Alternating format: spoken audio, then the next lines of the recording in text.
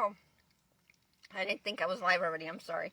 I'm eating. I finally got to to prepare my spaghetti and my sauce with the onion, garlic, and green pepper and ginger.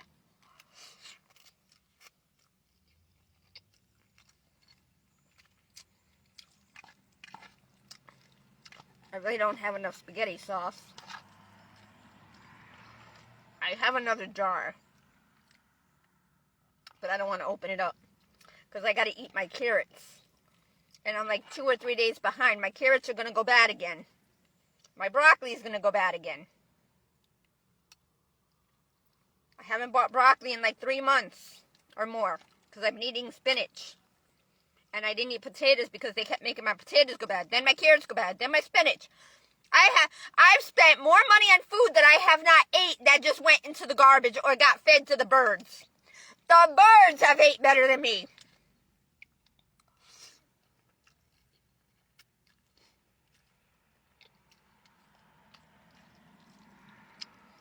Now, what about the message I just went live to tell you, and I can't remember now.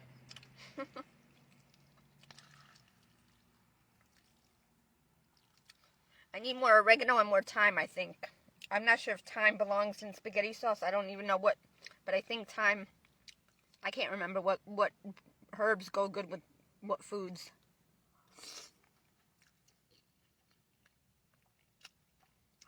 I can't remember the first thing I was going to do was I was going to pray. Because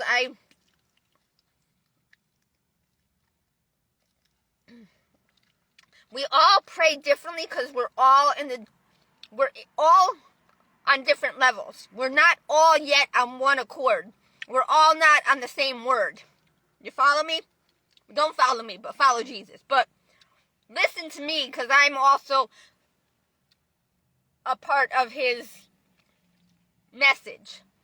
So you have to take into account what I know and what I've experienced and what it means and what I'm trying to. Don't kill the messenger. That's what you did to Kirk, to Charlie Kirk, which didn't deserve that. And nobody deserves to die anyway. However, because of sin, they die. And we're dying because we're no better. We're like guilty by association. We're guilty by allowing it, by not doing anything about it. And that's why you have all these people in these positions dying because they allow. It's like, see, what I didn't want to go about saying the message this way. Oh my God. So in order for me to explain what I'm saying, to make you understand what it means and why, and I could use so many different examples, but I want to use this one because it's much more meat to it. Okay, so how do I say this? Before I forget. Okay, you have to understand these people that are committing sin or that are living in sin, which is 99.999. I lived it too. Now, I didn't smoke, drink, drug, sex, party, fuck, suck, dick, or lick out of pleasure or temptation or fun or desire. No way. Okay? I did it out of survival. And I didn't smoke or drink. Okay? I experimented 3 or 4 times in my teens.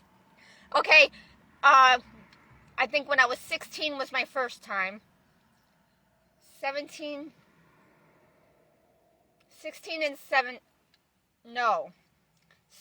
and 18. And then 21. Those were the 3, maybe 4 times, because I think I did it twice when I was 21. Yeah, when I kind of took it to the next level when I was 21. I had my first legal drink at 21 with my mommy, because that was my way in hopes to bond with her, but it didn't work. And I knew that's not how I wanted to bond with her, but it was like I was testing her. She didn't know it. God knew it, I think, but he also saw it as me going the wrong way. But no, I was trying to, see, you don't understand, even my generation, my mummy and daddy's generation, they didn't know the complete, I got spaghetti, a little piece in my throat, or saw something. Or from the Slurpee, the phlegm, from the poisoning, because whatever poisoning they put in the Slurpee caused my, like, an allergic reaction where I can't breathe. It caused, like, phlegm. Because it's not the spaghetti I thought it was. I got, like, phlegm stuck in there. And I didn't have that before I drank the Slurpee. Actually, when I ate the kiwi, it poisoned my mouth. But the bacteria, once it did its thing, it helped to cause the bacteria to cause the allergic reaction. And the Slurpee helps, because that too is poisoned. I almost didn't want to drink it, but my sugar level was low, and I was thirsty and dehydrated, because I didn't have anything since last night to drink. And I only had about 40 to maybe 45 ounces of fluid last night, before midnight. I went all day up until just about an hour ago with nothing to drink. My bad, I lied. I did take a couple sips of water no, I didn't. I rinsed my mouth out.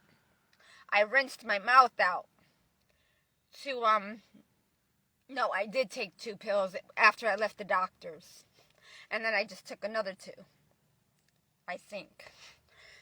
Or did I just take 2? No, I took another 2. So, yeah, I took 2 this afternoon, this morning, before midday, and then I drank some water. And then I took another 2 about 2 hours ago.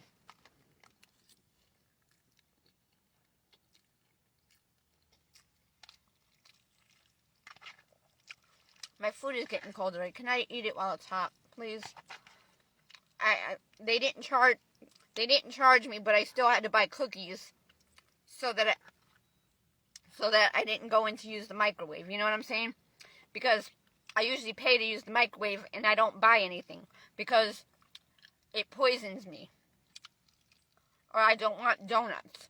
I don't want a hot dog. I don't want chicken. I'm not going to pay $5 for chicken wings when there's not anything on there's nothing on the wings. It's very little.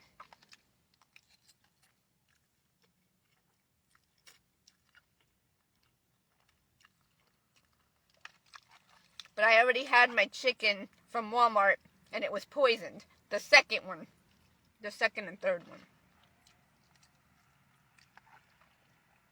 The tenders that I had were cooked. And the first chicken breast was good. But the second one was not.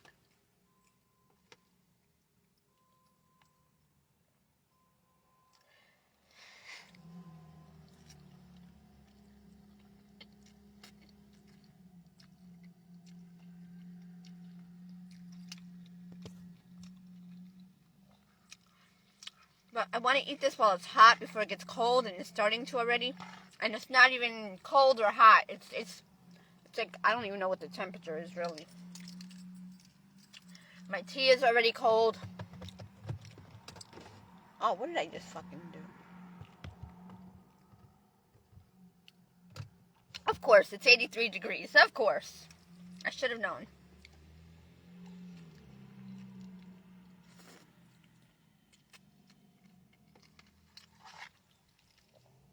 Oh, too much ginger in that mouthful.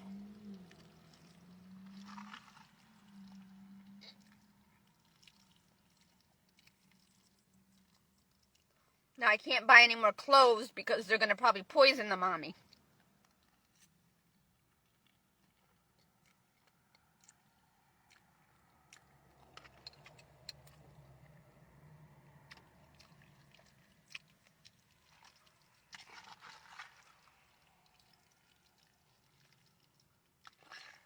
That's why God doesn't want me to buy anything or do anything without him. Or I should say the devil. Because God is the devil is God. It's just two different sides of him. It's not a different... On earth, it's a different person. A different entity. But it's really the same. One and the same.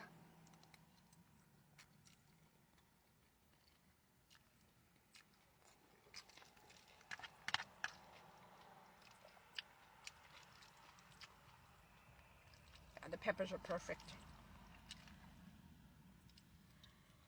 It's perfect.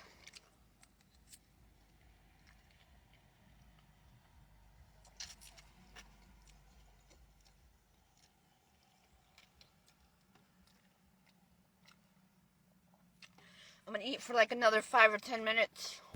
Fuck, it's almost 2 o'clock. I usually go in there right now. Between now and 2 o'clock. Because it takes me about an hour and a half for the whole process.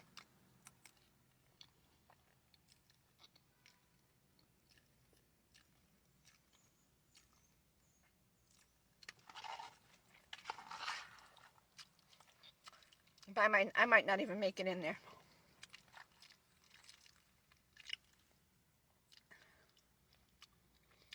And I gotta save my battery life so I could... Because the detective is gonna call me tomorrow.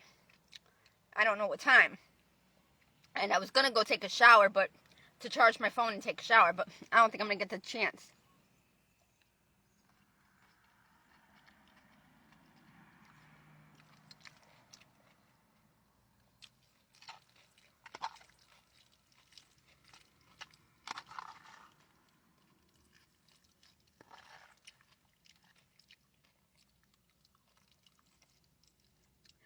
I didn't pick up my prescription for my antibiotic today because I wasn't in West Palm.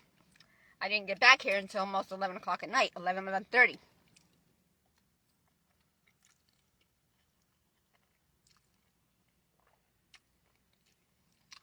Oh my God, it's so hot. According to my car temperature, it's 83 degrees. Now I gotta get under my car and find out what's wrong with my light bulb. They must have did something to my light bulb. I might have to buy another light bulb for the front because I don't have one for the front. I think it's different for the front than it is. I have one for the back. A Florida woman dies after being in Winter Springs. Nice.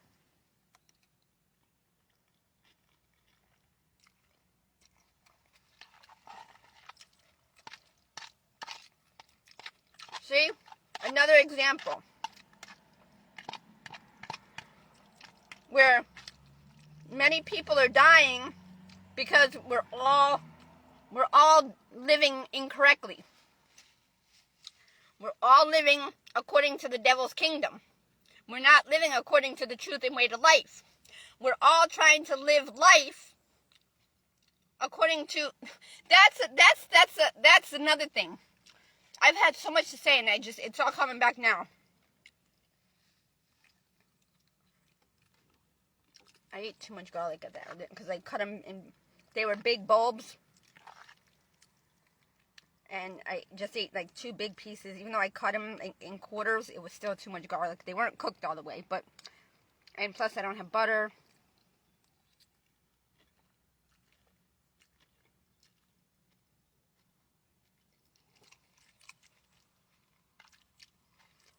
Let me just eat a couple of spoonfuls and save the rest for tomorrow.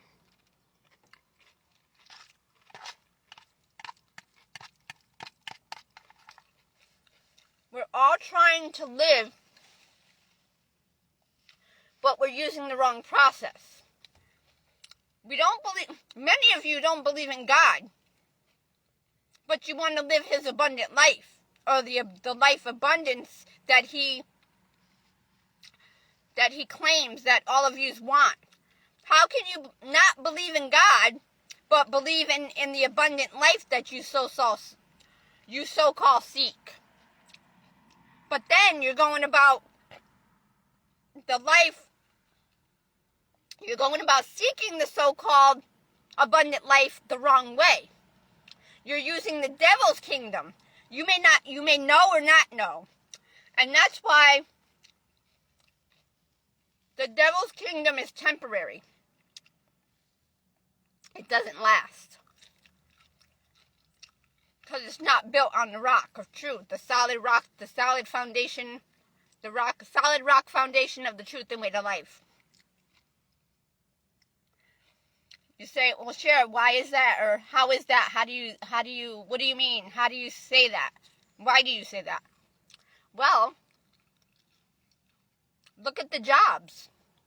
The jobs can only sustain so many people. And it's constantly turning over. Okay? Why do we have bosses? Why do we have businesses?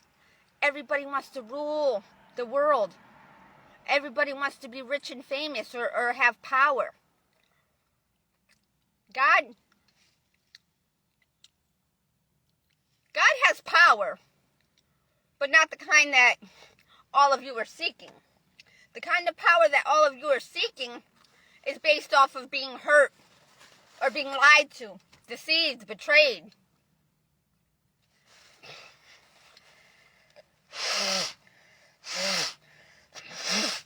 So you're driving, your motivation of that's driving you to succeed is based on the wrong kind of things. It's based on all of lies, deceit, and betrayal, because you think that that the way and truth to life is to have money, and you think success is money and money is success. No, it sucks in excess. You didn't do your homework, research, and study as you were meant and supposed to. Many of you only went to 8th, 9th, 10th, 11th, or 12th grade. Many of you didn't go to college. And what you went to college for wasn't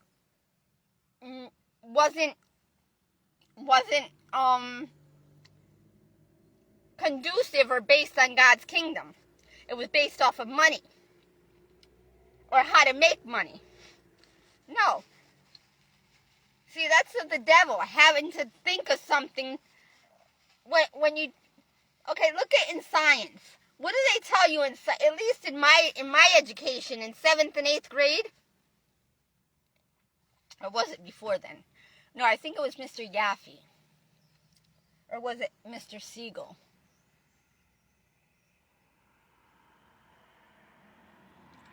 Those were my two science teachers in 7th and 8th grade. Mr. Yaffe was 7th grade.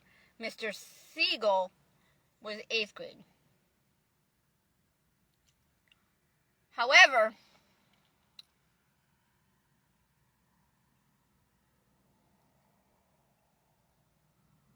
what they said was, for science, it might not even, was it them? I don't know, it was one of my teachers. It might have been them, but I'm not, my mind is, that was a long time ago. That was over 40 years ago. Or just about 40 years ago. About 38 years ago, actually. 38, 39 years ago. So anyway, maybe 37, because I'm 50. I was 13 and 14 in 7th and 8th grade.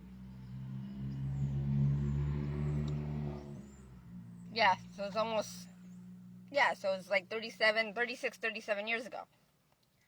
Which, backwards in reverse, that number 73, the year my stalker was born.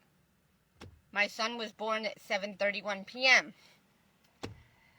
on 4/24/99. Anyway, I don't want to get off track here. I don't know if I want to go take a shower, but by the time I get there, it's going to be 2:20 almost 2:30. No, I'm not going to have time. I'll have to wait till tomorrow.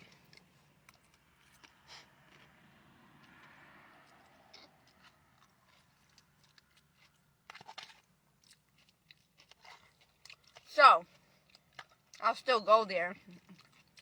Maybe I'll go in just to charge my phone.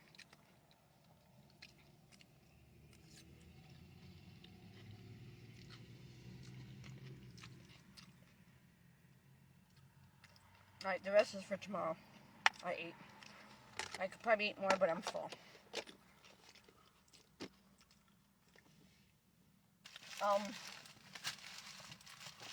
The buggies are eating some of my carrots. I really need a shower.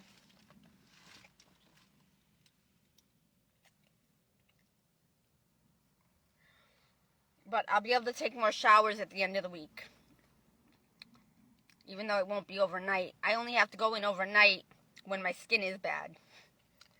And sometimes I can't even go in when it's bad. But I need to heal this a little bit more. So I got to get a day's worth of antibiotics in. Which I'll do tomorrow. So by tomorrow night, this will be a little bit healed. Because I'm going to clean it with some bleach and water and Dawn soap tomorrow. Or later on today. So anyway, what was I saying? Before I got off track. I forgot now.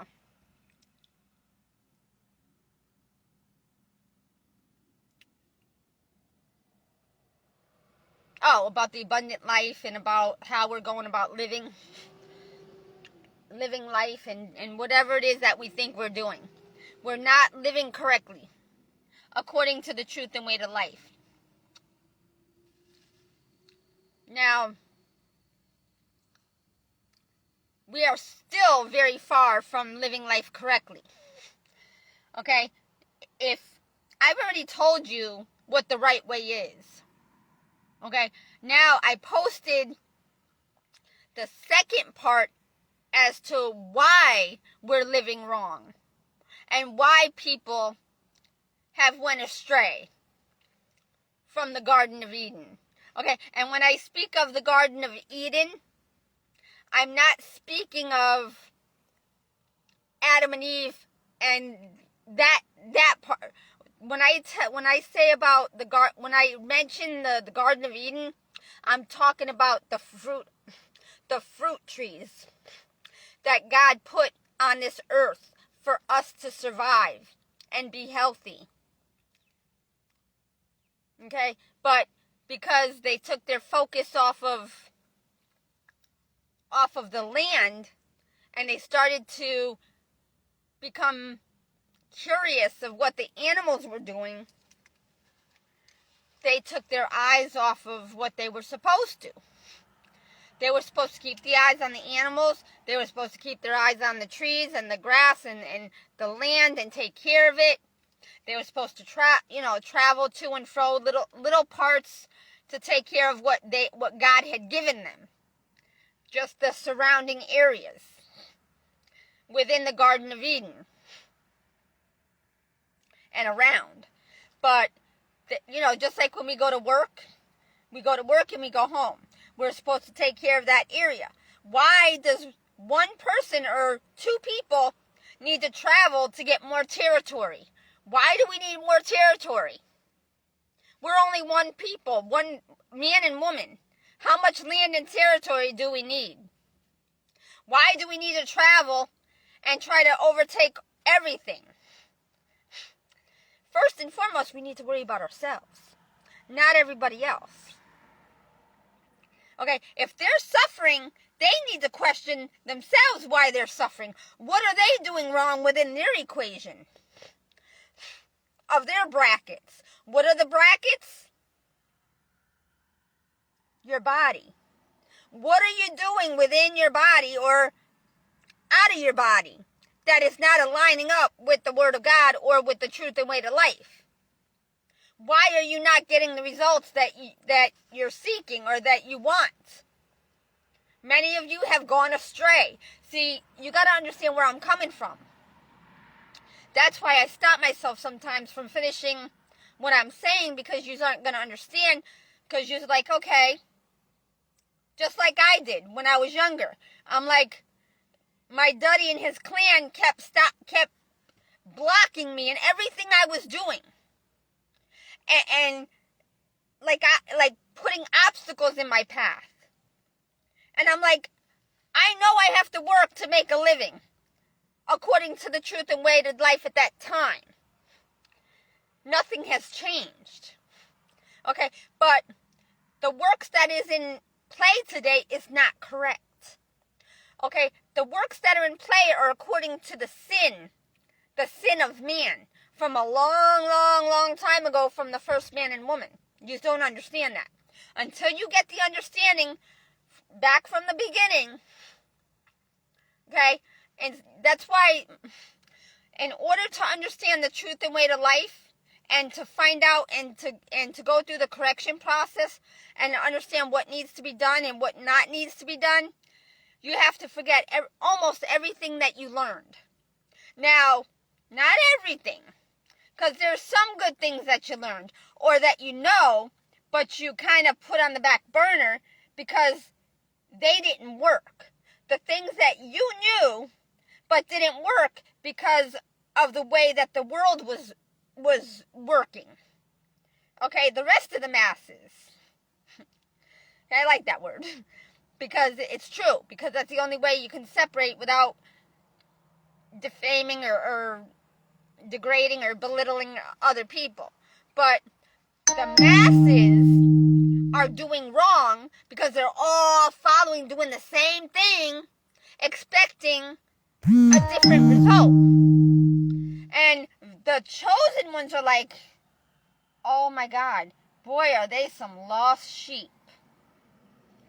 And someone like me from the past said, I knew this was much bigger than me. I also knew that God was calling me. But I didn't have the confidence in myself. And I knew that a negative and a positive didn't work very well. Because the same thing with my uncle. And my sister's uncle. And then the other guy that was friends and that was involved and lost his life. And the many others involved in that type of work since then and long before.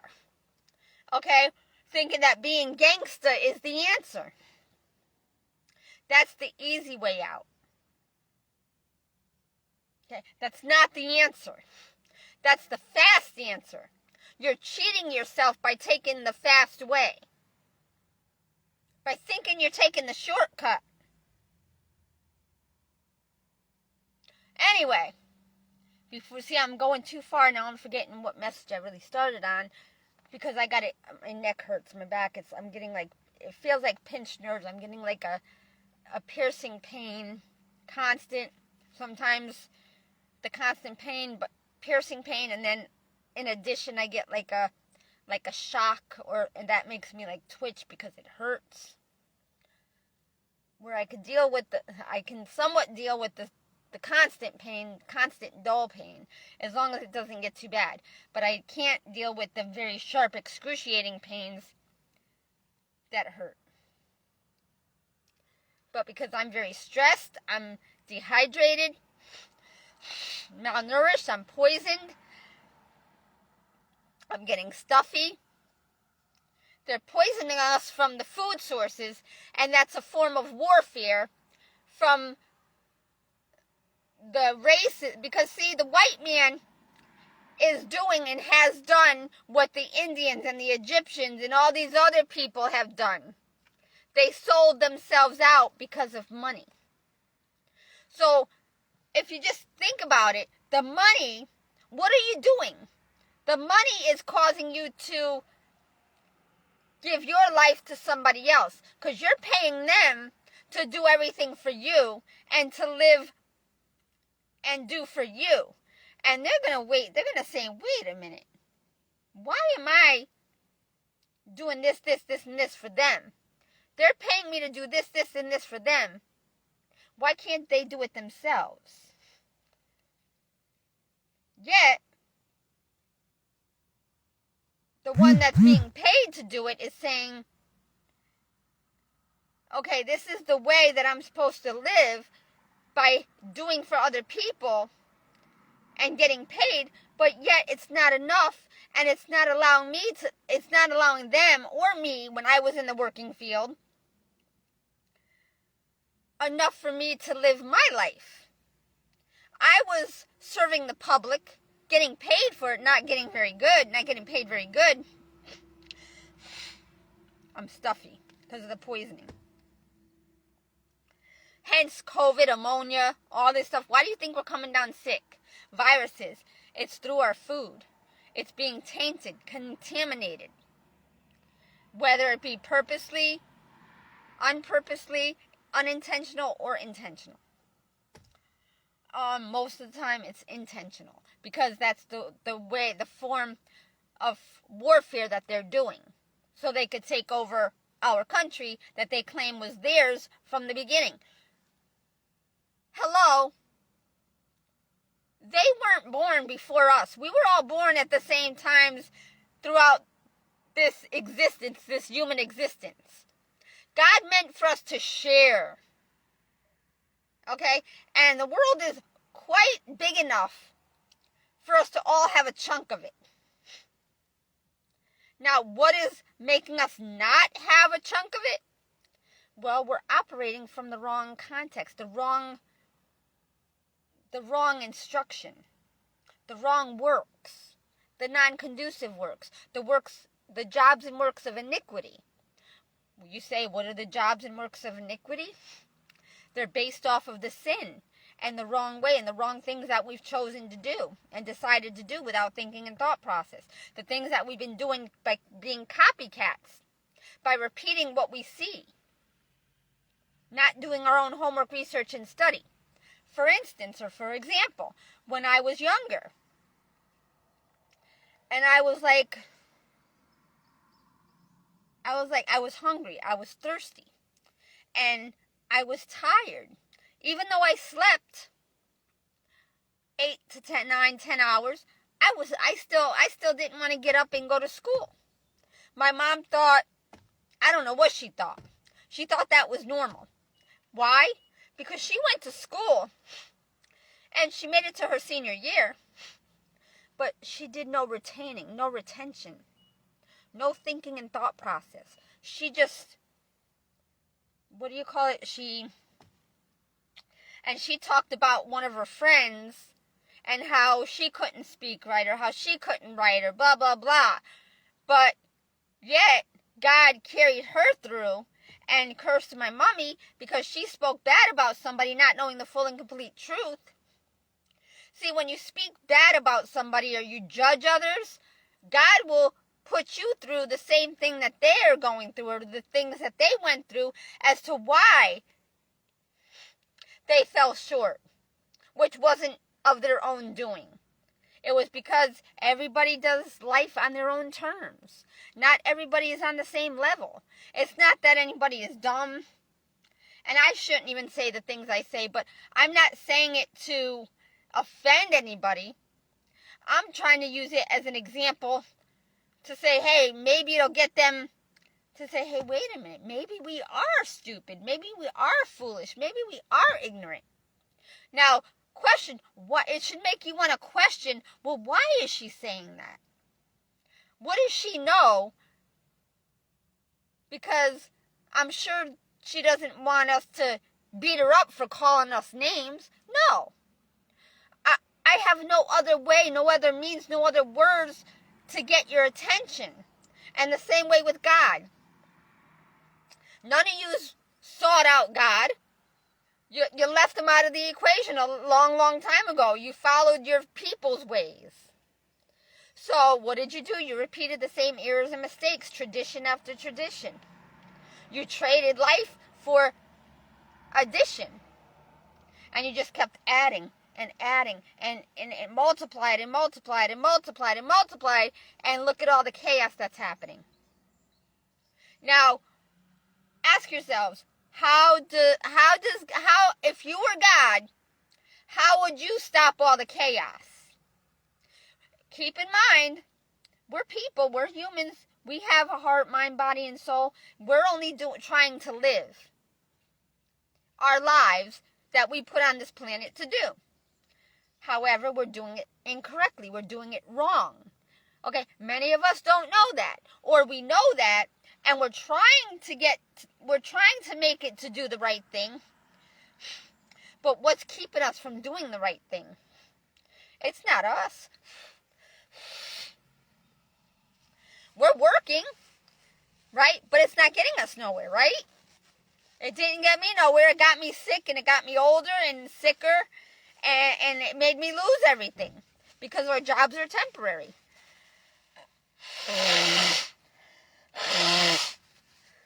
How can we live a temporary or work something that's temporary when our lives are not temporary? I mean, unless we want them to be. But who wants to just live a short while? Ew. I'm squishing, I'm not even using the tissue for what it's for. I'm balling it up and then I can't use it. I can't unravel it. I haven't even spoken on the message I wanted to share of when I first went live. I forgot that. I forgot all about that. The second thing was I wanted to pray to show you how I pray and why I pray the way I pray. For the times that not only that we're in, but that I'm in. Because many of you didn't snitch on somebody that's a gangster. Okay? Or you might have, or you might have done it in a different way, or you might have snitched on somebody that's not in the gang life. Okay? But it gets around. And or someone will catch on and say, so she's the culprit, she's the one, or he's this, or he's that. And that's when people get mad at other people because they think that they're trying to make fun of them or call them out or think that they're lower than or less than. No. I don't think anybody is less than. We're all equal. We should all be equal.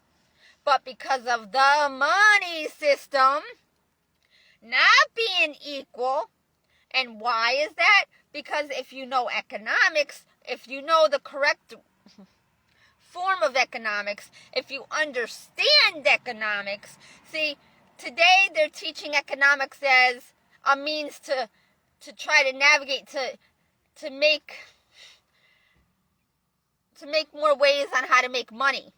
Meaning you have to invest more. You have to make things and create things. That's not the way.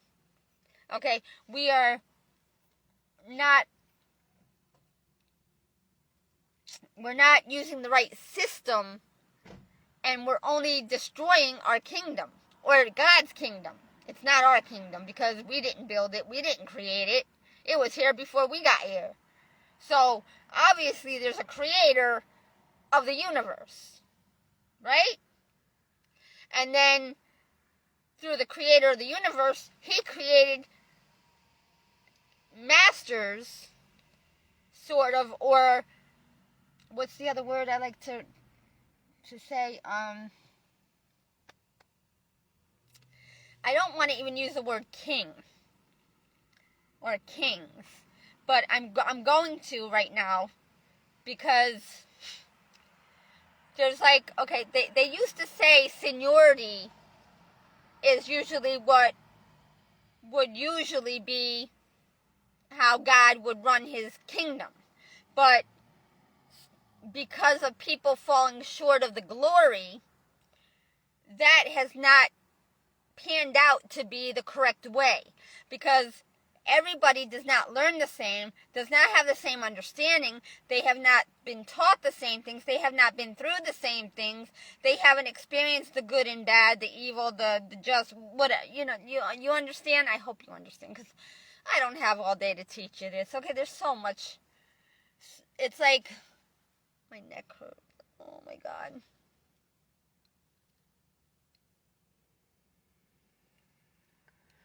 Oh, my back of my shoulder and my neck. Oh my God. It hurts. I gotta drink some water. Hold on, before my ice melts, because it's getting humid. It's still good though.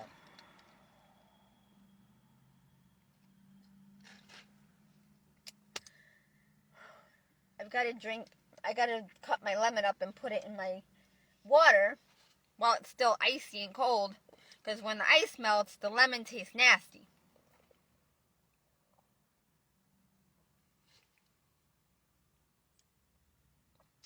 Drinking warm lemon water is disgusting. Unless it's very fresh.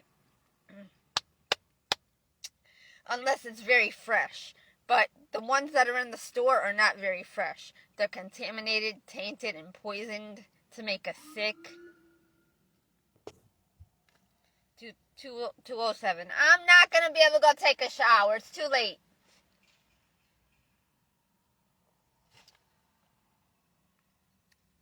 Or maybe it's not. I got to get my gym bag ready. Then, oh, Jesus Christ.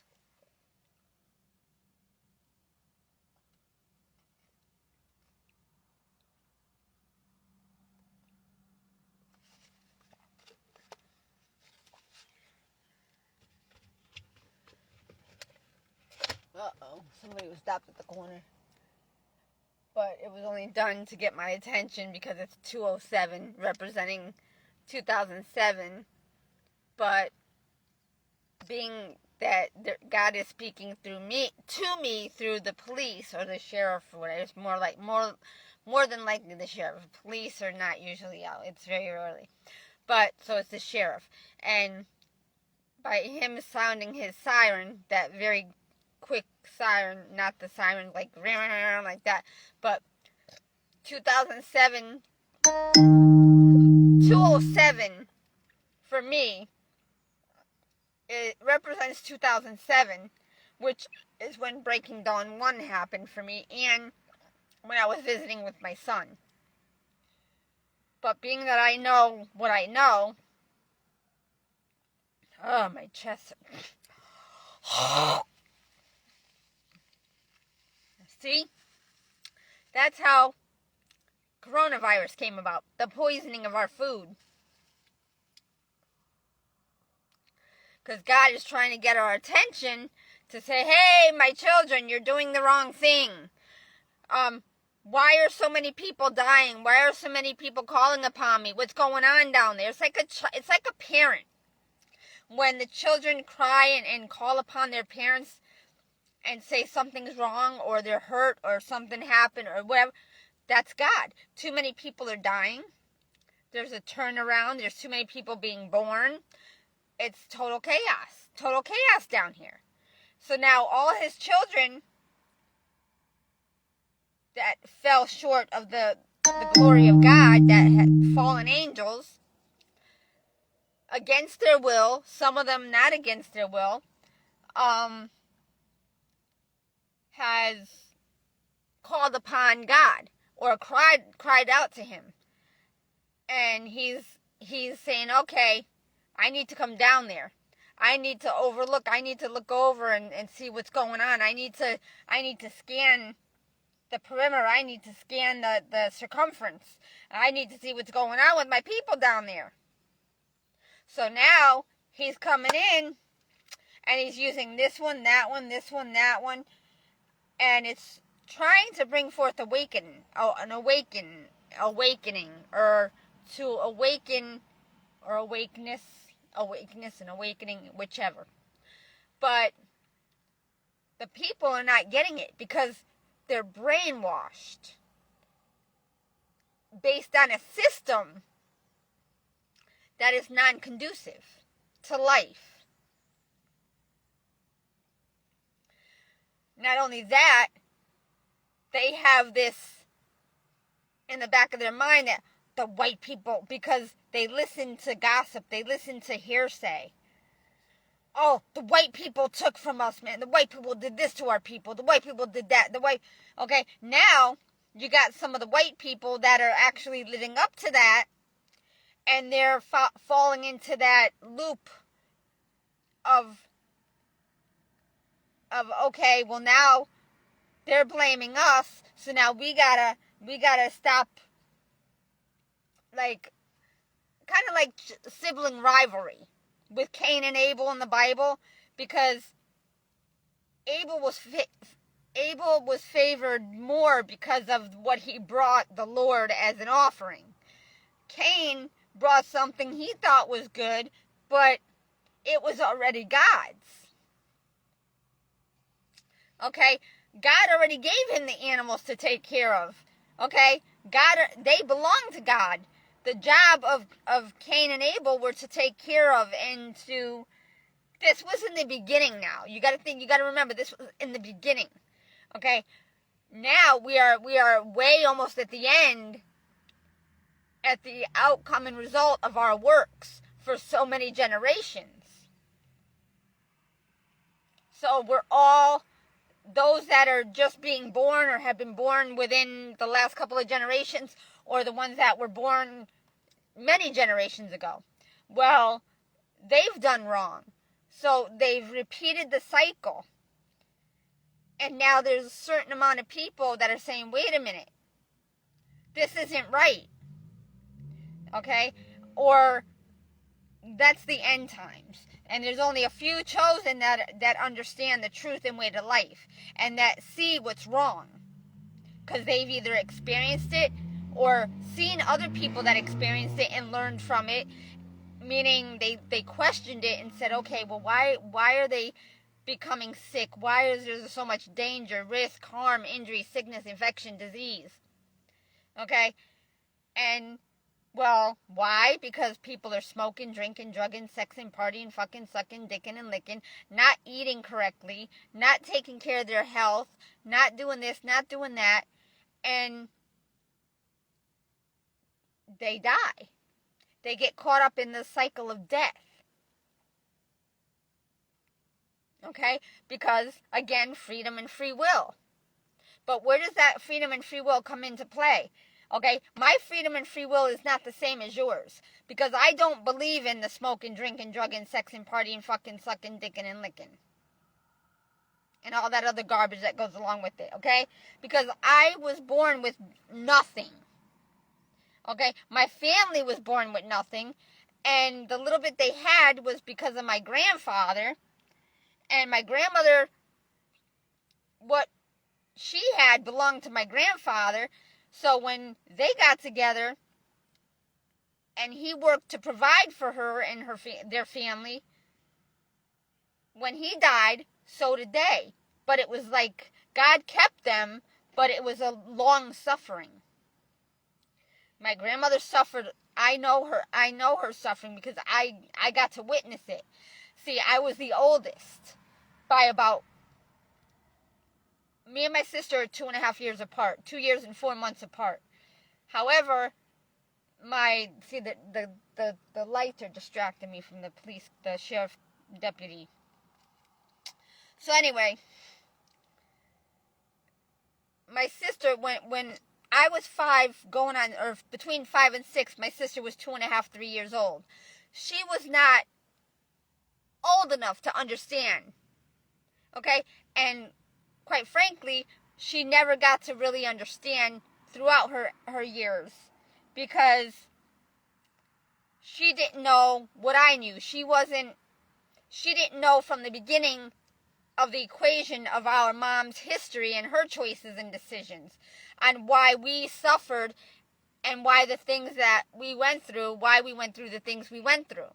So, of course, because my sister and my brothers didn't know the truth like I did, okay, they didn't know any part of the truth. They just knew they were born and that they had to live. And my mommy was telling them that it was my fault that my mom didn't have enough to take care of them or provide for them or what have you. Okay?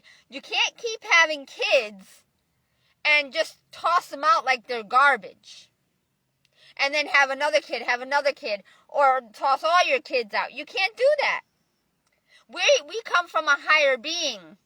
God expects more of us, more from us. See, look at that. I had a pinch on the back of my neck and it was a little scaby. Because I had a little, like a pretty good sized pain and a pinch, and it was the buggies. Now they're gone because they scattered, see? See? Little scabies, little balls of, see? And I can't go take a shower because by the time I get there, it's going to be too late. But I need to charge my phone. I got to go to the gym anyway because that's where I got to stay while they're open. Because when they're open at I'm supposed to be there, and then I go to the library to go to sleep during the day. Sometimes I'll sleep half and half in between the gym and the library, but I can't do that because I need to go take a shower, and it's late, and I need to tell you people what God is trying to bring to the surface that He knows is within me from my journey and life experiences thus far, from the beginning till now. So for the past 50 years, I have all that 50 years of information, and before I was born, because I have that understanding, that deeper understanding, I have been able to kind of go into the past, which is only because I have learned why I was going through what I was going through. Because God kind of knew that by my actions, my choices and decisions, He knew I was different than them. That's why He picked me out. But what pissed me off and what happened is it was kind of like my fault, but not my fault. Because of the way that the world is right now, and because of the things that happened within my family members and their lives, because of them doing others wrong or making the wrong choices and decisions and thinking that they could do whatever they wanted, which you can, but you got to remember, you can do what you want, but there's cost and consequence. This is an outcome and result. Hypothesis and theory, right? Theory, hypothesis, if you go swimming in the ocean, you have, I don't know, whatever chance of living and dying because there's so many sharks in the water, so many different bacteria, so many different diseases, so many this, so many that. So it's just a matter of when is your day, depending on the ratio, the percentage of how many times you risk your life, what types of risks do you take, and what timing, and did you scan the area to see if it was safe? You're risking every time you do something. And most of the time, your family members are counting on you to come back home or to not die, right? Because they need you to be a part of their puzzle, to keep going, because they can't survive without you, right? Because it takes two people, and not even two people could survive in a home with working 2 jobs.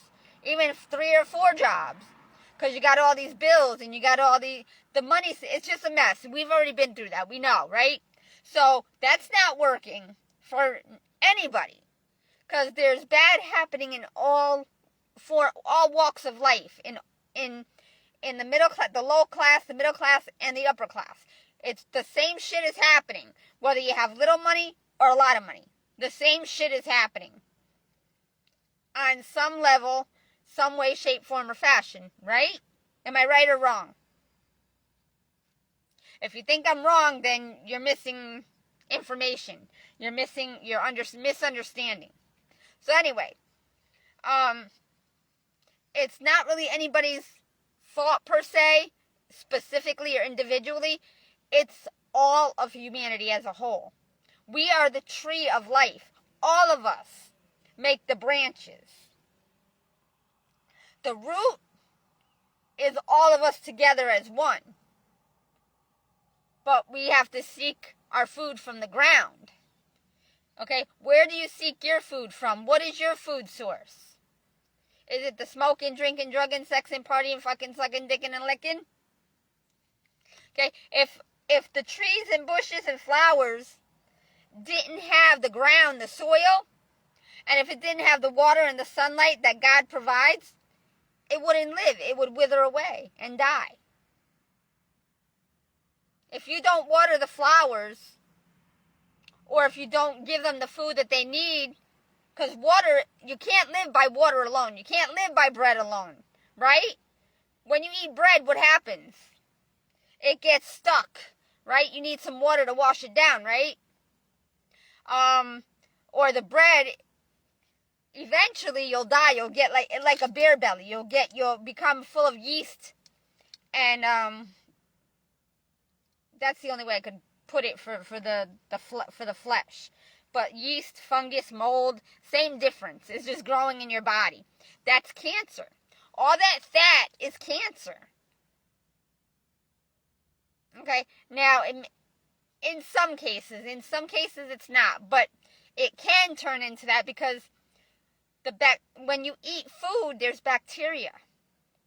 Especially if you eat a lot of meats. There's bacteria. There's germs, another animal's DNA. If it's not cooked right, or if you eat the wrong part of it, or whatever.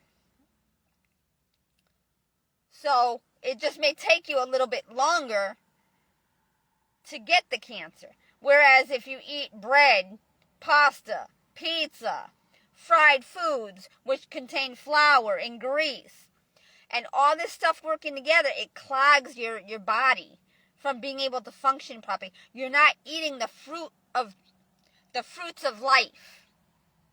Okay? So we're all withering away. Okay? And that's what God is trying to show you guys in many different ways, but none of yous are seeing. Because your eyes are open, you're awake, but you need your third eye, which contains, or it involves your mind, your heart, and your soul. Your spirit, which is within your soul. And that's why you have to knock on the doors of your heart. How do you do that? You have to say, knock, knock. Is anybody in there? Is anybody home? No, but it's basically what you have to do. Okay? And what happens when you knock on the door? You're expecting someone to be able to hear you, right? Okay, how does the other person hear you? Or how do you hear the other person? When it's silent. Okay, you can't hear from yourself the spirit that's within you, your inner voice. Everybody used to think they were crazy, or it was claimed that the people that heard voices were thought to be crazy. Because they didn't know what we know, what the chosen ones know. Because it's very hard to be different. It's hard not to, well, I don't want to say, for me it's not hard to conform, because I don't like to conform to what's going on in the world, because I know it's wrong. I don't want to do what all of you are doing, or how you are living, and how you are working, and what you're doing for work, because it's not the right way. Now, I've said a lot of things tonight, but I haven't really finished all of them entirely, because everything is connected, and I can't just jump from like one layer to the next. I have to explain. It's like I have to explain it to you in all ways to make you understand each layer. Because if I take you from layer to layer without finishing layer to layer, you're not going to know how to. You're not going to get the whole story of details. Not only to make an informed decision and choice, but to get the understanding. Because I could take you from this to this. Like what each employer did to me was different. Okay? CVS, they trained me like 50% of the way by showing me what needs to be done. And then my boss said, okay, here's the manual. Make sure you read from this to that. But me, even though he told me if I were you, because he knew what was going to happen. He knew I only had a little time to work with. And I didn't listen. Not only that I didn't listen, the devil put distraction in my life. James Lynn, a.k.a. Lynn. He was meant to be the Richie in my life, like Richie was to my mummy.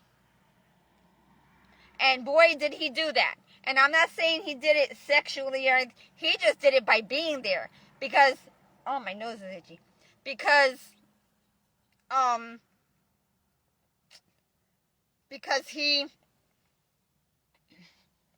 kind of like the company that you keep. Okay? They don't do the things you do. And they're like, if they're not doing what you're doing, then what they're doing is going to kind of supersede what you're doing, because they're more powerful, because they're of a more powerful entity, because they're under the influence of something that makes them feel stronger. They become dangerous to you. 6 children, including a 2-month-old. Something happened. Oh my God, yo. I gotta go because my phone is getting low. Oh my God, I wanted to take a shower tonight. God, you totally messed me up all day today. Again. I couldn't stay awake. And it's like this time, God is making time go by faster. Because these generations are doing wrong. And they're not doing anything to correct themselves. They're not changing their ways. So God is speeding up time, so their time becomes less on earth. Okay, because he doesn't want to kill anybody. He doesn't want to take anybody out. So he's speeding up the time. So what y'all are doing is going to take yourselves out, because you're not taking care of your bodies. So by following the cycle you're following, it's abusing, neglecting, and rejecting your body and your health. Because you're putting more time into this job and money rather than what really needs to be done. But many of you think it's slavery. When we mention the fields, when we mention farms, y'all right away think of slavery. Okay? No. What we know now, it will not be like it was before. We know what was done wrong. We know the chosen ones, the God's kingdom of his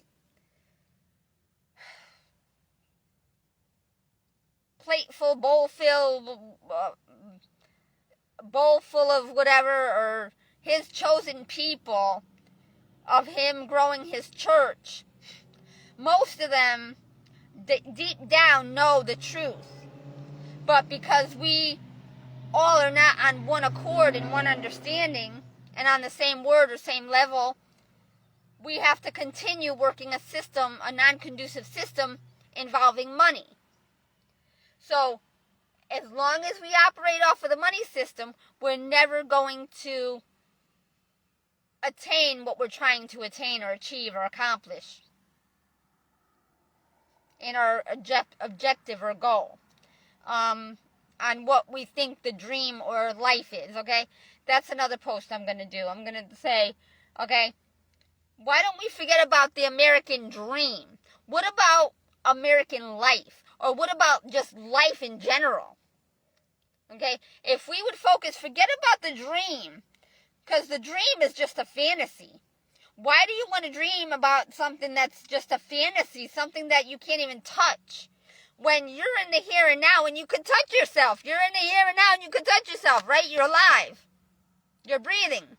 You still somewhat have your health. But we're not living life the way it was meant and supposed to, right?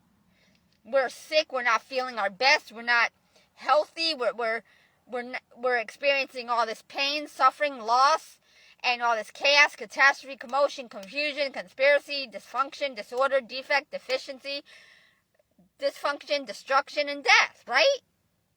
Now, which one do you want? Do you want life or do you want the dream? Because apparently everybody that's chasing that dream, row, row your boat gently down the stream, merrily, merrily, merrily, life is but a dream. So you're in the boat rowing.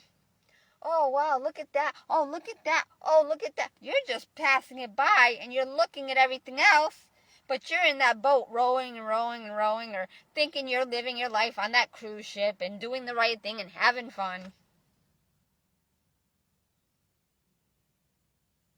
But you're bypassing your life. It's like you're forgetting about yourself and what matters, and you're You're going ahead to chase that fantasy dream that's got you constantly trying to reach for it.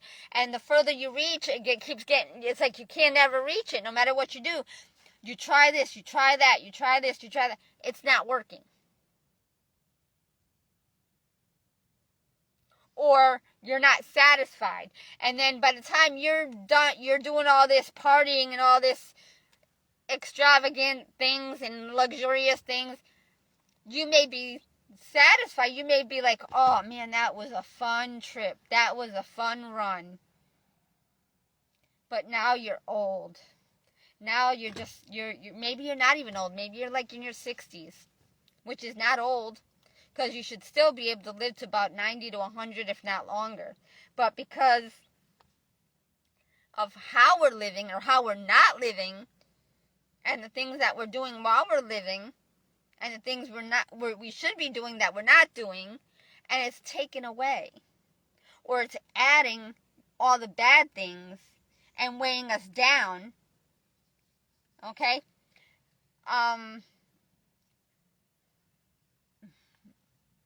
So until we get this equation right, and we know what is right and what is wrong and what is right, and we also learn of the errors and mistakes, we have to admit that we're all human beings first and foremost, regardless of our color, our nationality, our religion, our race, or whatever. Because within all the races, there's light and dark, right? God made light and dark in all of us. There's white Puerto Ricans, there's dark Puerto Ricans, there's medium Puerto Ricans. The same with blacks. There's tan, there's, well, like a, you know what I mean by tan. Like a light brown. There's a medium brown. There's a dark brown. Then there's like you got some that are really brown that look almost black. Okay? So what does that tell you? There's different shades, different levels. And what do we know about light and darkness? Do we like being in the dark where we can't see? Okay? That's what many of you are doing. Okay? It's like you have your eyesight, but you don't know what's good or bad. Or you know when you're just failing to ignore it. And you're just going with the flow. What is that saying? Guilty by association. Or if you're doing the same thing other people are doing, you're going to get the same result. Okay? Good or bad. Bad or good. And okay, there are maybe a few that when they're doing bad, they get good. Or good happens to them. But it's not going to last. Because eventually, you can't keep doing bad. Right? Some people, what happens when somebody does somebody wrong? Okay? People act differently. Or react differently. You can try some. Okay? But there's always one or two or whatever you can't try. Because they will say, what the fuck you think you're doing to me? What? Okay? And they'll step up to the person. Which isn't good because you can't do evil with evil. Okay? That's why I'm not seeking to steal, kill, or destroy from my family. I'll give it to God because I'm not going to let them steal any more of my life. I'm not going to let them make me go to jail. Or kill myself. Or end up doing bad to them and getting put in jail or prison, or maybe in the process of doing bad to them, they hurt me and I get killed, or we both, I'm not going to risk that, because I want to be on this earth for my son, because my life is already done, okay? My life was done,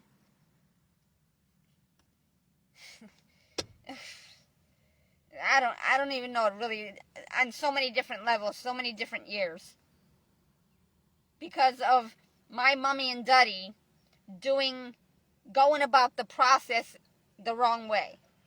My life was over from the beginning, before it even started. Because when my mom was pregnant, she didn't have a job, she didn't have money, she didn't have any means to take care of herself or me in her womb, and then I suffered because she didn't eat all that she was supposed to eat for herself and for a child. You know the saying, you're eating for 2 or 3 or 4, depending on how many babies you have in you? Well, that's true. Every time you have a baby or babies, they take from you. Especially if you don't have the money or the access to the food, to the different kinds of food to eat right for both you and the babies or baby. Okay? So, depending on how many babies you have in you, if you don't eat right, you got 8, you got 1, 2, 3, 4, 5, 6, 7, 8, 9, 10. I don't think anybody has had it more than 8. But anyway, you got all them babies taking them vitamins, minerals, and nutrients from you. Okay? And they're going to get first before you. Because you got a living thing growing in you. So that's going to suck everything from you. Okay? Because the baby needs what it needs to grow. But if you don't have everything that's needed, that baby is going to be deficient. You're going to be deficient. So what affects the baby will eventually affect you after birth. Because the baby takes all it can from you, all that it needs. It leaves you with nothing. Unless you end up putting it into your body again. Unless you end up putting the right foods, nutrients, vitamins, and minerals in your body. So why do you think we have different people that are different shapes, forms, fashions, sizes, whatever, heights, lengths, widths, just shaped differently, or how many defects and deficiencies and disorders? Okay, it all comes from not having the right vitamins, nutrients, and vitamins, or enough.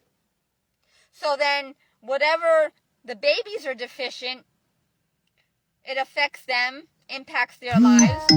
They either grow or don't grow. You got the dwarfism, you got this, because you're not eating this and eating that and eating this and eating that, or drinking this and drinking that. And then, after you give birth, maybe a couple years down the road, guess what? You get sick. Or maybe maybe even after you have the baby, or during the time you're having the baby. Okay? You get sick. Because that baby's taking from you what you don't have enough to give to that baby. Do your homework, your research, your study before embarking on your life journey. What does that mean? Don't smoke, don't drink, don't drug, don't sex, don't party. What kind of environment do you want you or your baby to live in? What kind of world do you want you or your baby to live in?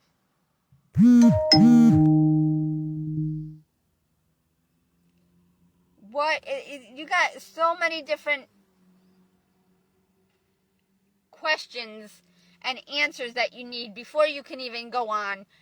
You need to know what you need. You need to be equipped, established, ready, prepared with everything that's needed and required to sustain and maintain not only yourself, but your baby or babies.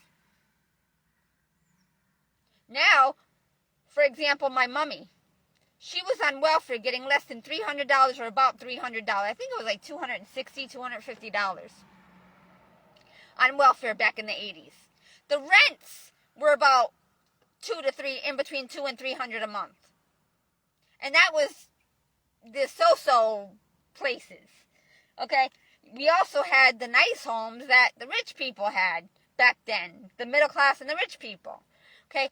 Theirs was like $1 million, $2 million, maybe a few $100,000. Nothing was in the multiple millions, unless you were really, really rich. Okay, but because of the money system being so unequal, so imbalanced, it's chaos, and we got people that don't need to have as much money as they have. Because it's way too much more than they'll ever need for 10, 12, 20 lifetimes. Except because the more money you make, the more expensive things are. But it's not really any better quality. And then the rich people that have all these billions of dollars or $1 billion, all they do is keep on buying and buying and buying.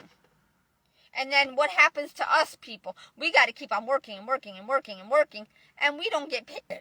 we don't get paid enough to even live comfortably and have one day off, let alone have enough food for ourselves and our children, or the right kinds of food. Then we're stuck on all this junk food and this artificial food. That's killing us. So now we're working and working and working, and our bodies are being depleted and not being refilled. Okay, like the aloe plant I got back there. It's grown, but only a couple of the leaves have grown. Because I keep on overwatering it. It's not getting enough sunshine. And it's not getting the right nutrients, vitamins, and minerals because it's been tipped over. The roots are not fully covered. I'm overwatering.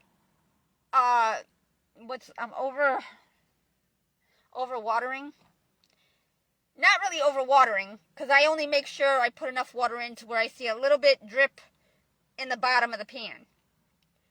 But sometimes I overfill it in a lot, But I intended on having it be outside in the sunshine. But then it either rains, or I fall asleep and I forget to put it outside, or I leave it outside and it gets, after I water it, it rains and gets overwatered more. So now my roots to my aloe plant are dying.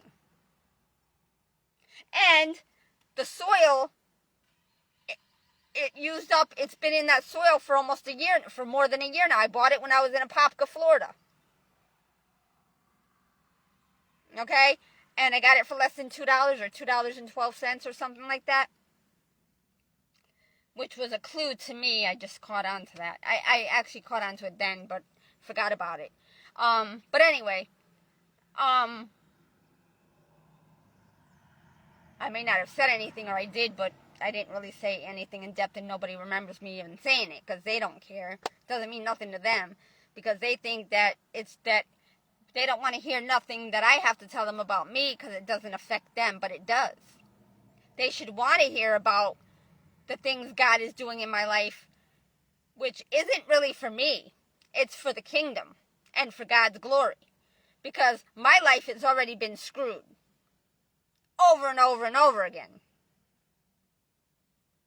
As for the kingdom, your lives are being screwed over and over again. Many of you are just allowing it and accepting it. Okay, kind of like how I did, but y'all have a choice. I didn't. Okay, unless you're paying. See, many of you, how do I say? You have choices. I didn't, because I snitched on my duddy. He's a gangster. I could have been killed off. Okay? My uncle was a snitch. He snitched on his boss. So he got taken out. But in the process, when somebody in the family snitches, usually the whole family gets taken out, right? Back in the day. But now, they're using us for money. Okay, so they're keeping us alive for their meaning and purpose, which is money. But they don't realize that that's not going to carry them through either. Because, well, it may be, because, see, the mob is Italian, mafia is Italian, so there's many more people that they can use other than just me and my family. They'll just make other people mess up and use them, or other people are messing up on their own, and then they got to cry out to God, or God will know that they need help, so God will pick them up and use them. But they don't know that it's not actually God, it's actually the devil using them. And y'all that are in these big rich categories think y'all got it going on. No. Okay? Because y'all are going to be attacked just like I'm being attacked. Because now you got all this money, and everybody's going to start going to you to like be that piranha. Pick. And you're going to constantly feel what I'm feeling. You're going to feel all these energies coming around you, and you're going to like, psh, okay? And that's how people are affected by becoming skinny. They end up going on drugs because they can't take the pressures of being the rich one. Okay, the one getting all the money when everybody else around them that's also in that same business, and they all want a piece of the pie. Okay, the devil's kingdom is imbalanced. We're never going to have the perfect life, because there's always going to be people that poke and prod and attack until you're no more, until all those attacks finally collapse you.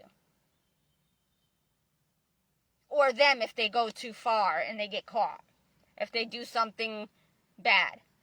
But as what I'm trying to say is, you may be blessed right now and you think it's God. It's only God if he takes you out of hell and out of the devil's kingdom and he puts you into like a more stable ground, not the solid rock, because remember, you were taken out by God, but you're not yet of God fully. You're still being used by him. And he wants to see what you're going to do. He saw what you did in that kingdom, in the devil's kingdom, and he said, okay, this one came out with a skill or a talent. Okay, let's kind of pick him up, clean him up, or pick her up and clean her up, and see what they do for me in my kingdom. Will they do the right thing or the wrong thing? Will they become selfish and greedy, where it's never enough and they want to keep getting more and more and more and more and more and more? When they see everybody else around them falling and not questioning, well, what can I do to help them? What can I do? Or I have all this money, but yet all these people are suffering and they're starving and they're diseased and infected and dying. And if you're a part of the so-called God's kingdom that you've been pulled out into from the devil's kingdom, and God is still working on you, but yet now you're becoming a part of the devil's kingdom while you're, are you going to allow them to overtake you? Or are you going to stand strong and be a good example and change the masses? Are you going to become them when God saved you from your so-called hellish life that you thought was so bad? Are you going to become them? And then you're going to become cursed like them? Or are you going to say, wait a minute, I have to have borders. I have to keep a balance. I can't allow myself to go beyond the borders or go beyond the balance or the wall, kind of like, so to speak, where you don't want to lose the blessings God has given you. Okay? You want to save other people. You want to, like, if you're being overworked and stressed out and you're tense and you're burdened, even though you're in God's kingdom and you're being blessed, or you think you're so-called being blessed, but you didn't really know what you got yourself into. Okay? Like, when I knew what my family was doing was wrong. I knew what my daddy and his clan were doing was wrong. And I knew why. And that's why I gave up on, that was another reason why I gave up on my vision, my spiritual vision I had when I was 13 to 14 years old. Because the masses, my family and everybody else, was the devil's kingdom. Okay? And they were misusing and abusing, and they had misplaced priorities. And they were in control of my life. Even though it was my life, because they were not in my life. I was going to use Bon Jovi's song as a way to explain this, but I'm jumping all around here because everything is connected. And there's so much I have to unravel and undo for you to understand what we have to do to fix it. But if you don't understand, or you understand but you don't know what you have to do or how you have to do it, or you don't know how God is going to do it, so you're stuck because you're like, okay, I have to work, kind of like what I had to do. I had to work to make a living because my mommy and daddy weren't there to help me. They weren't there to support me. They were behind the scenes, or my mommy was more worried about Richie. Okay? And she didn't even care about not only me, but my sister or my brothers. So Richie became her child. That's what I don't know what you want to call him. I call him all them names, but he doesn't even deserve all those titles, the bad titles. But he was that snake that put the grip on my mummy and squeezed the life from within her. Every night that they screwed or he fucked her, kind of took the air from her lungs and her brain. Okay? Because he kept fucking her and putting her on this cloud 9, and she forgot all about her priorities to her children. And then what did he do? While she was in bed sleeping because he kept her up all night or part of the night fucking, he ran off. He got up early because he didn't need much sleep. Remember, the devil doesn't sleep. The wicked don't sleep because they run off the sins. Their fuel is the sins of this world, of their flesh, not the world, but of the flesh. So his manipulation of her, which he had help from by God and the devil by leading her to him, he didn't even have to come to her. The devil guided her there. With 2 kids, may I mind you, with me and my sister on one hand of my mom's. And told her to go to a bar, and he would be at this bar, and he would help her. How can a man at a bar help a mother with 2 children? Okay? That should have been a light bulb up there on her and saying, wait a minute, why would they be sending me to the bar? How can a guy at a bar help me with my 2 children? When if he was able to help himself, he would have a job and be at his home. He wouldn't be at a bar drinking and getting drunk. But she didn't have anything up here. She was not, there was no brain function. She was alive, but no brain function. Okay? So, she failed me and my sister. And then the 3 boys that she had with Richie. And thank God she had a couple of abortions or a few abortions, because those kids would have suffered too. They may have suffered that death as the abortion does, but they didn't have to suffer for 50 years, like me or my sister.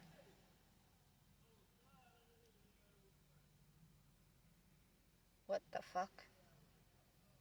I'm leaving. There's someone... Oh, that's a scooter. Oh, okay. That's a scooter. I got nervous. Okay. But I'm leaving anyway. I gotta go. Yeah, I gotta go because it's getting late. And God's starting to send the devil, because I didn't really pray completely either. Okay, where's this? My bottle of water. Okay, I gotta put this over here. I got my bucket of water over there. I got my water. I gotta cut up my lemon. But I'm not gonna be able to charge my phone. And it's half... Oh my God. I'll be able to charge it a little bit. And one of my lights are only working again, so I gotta find out what's wrong. Somebody must have sabotaged it because I didn't put all the rivets back in to the undercarriage. So they probably messed with my light bulb and made my light bulb go. Because it wouldn't have went out on its own. It's a brand new headlight with a brand new bulb. I don't know why it would have went out like that. There was nothing wrong with the thing. It looked clean. There was no brown, no rust, no nothing. So it's not an electrical problem. So I don't know what's wrong and why the light bulb went on me. And they better not have done anything to my headlight, because I will fuck some shit up. I will fuck some shit up if they fucking sabotage my headlight. I swear to God. I will say no more. That's it. But if they sabotage, if I go under there tomorrow and I find out something was done to my light, oh, the shit's going to hit the fan. You better believe it. You better get ready for war, because all hell will break loose. So, in a matter of a couple hours, when I go under there and I look and see what's wrong with that headlight, if I have to take off my fender and I have to find out what's wrong with it, And if somebody did something to it, all hell will break loose tomorrow.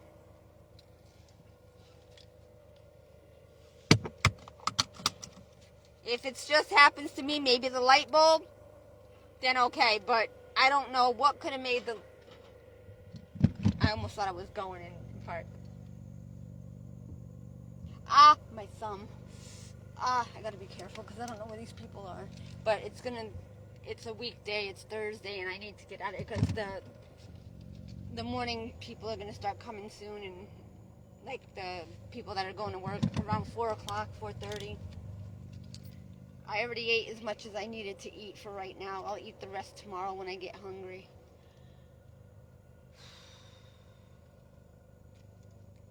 I don't have to worry, there's not much traffic. I can turn around here. My nose is itchy. I gotta put medicine on, but I can't. I gotta wash my face first. I'm not going that way. I'll go this way. Now I gotta worry about my headlight again. I don't know what the fuck happened. I'm pissed off. I need my struts done. I need my ABS done. I gotta make a phone call tomorrow to see if I'm gonna get put in a shot. I don't know what God's plans are. I don't know if the information that this detective gave me when I went to the first police station in Atlantis, and if that was a blessing from God to take me to the next level, the next step, not the level, the next step, to the next level. Now, I don't know. Okay, my blinker is working. I know that. But the white part of my light isn't working. I don't know why. It might have been sabotage. These bugs are tearing up my nose again. Oh my God.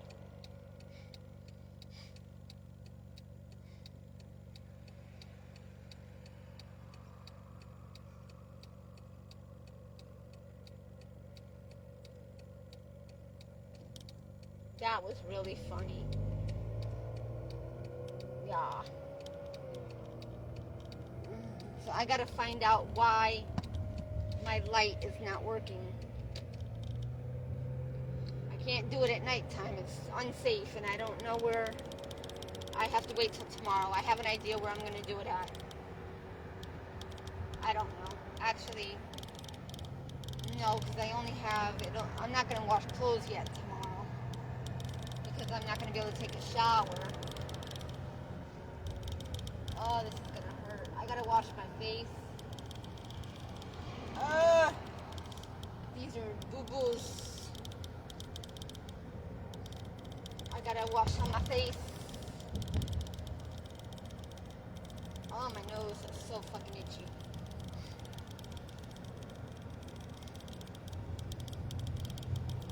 I better get a phone call from my son so I know he's okay, because I haven't been able to stop by because I've been dirty, I'm nasty, and not really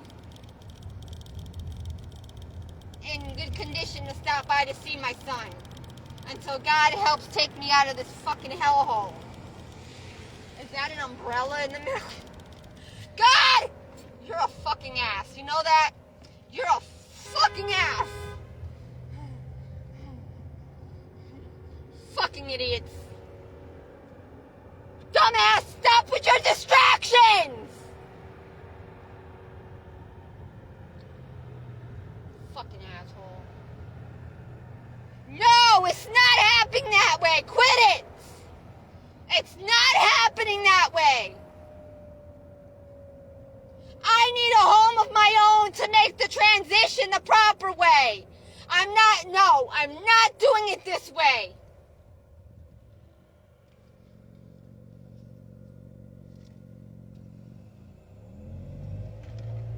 God better give me my own apartment first so I can get my life together. I'm not even under the intersection of the light. You're turning it yellow.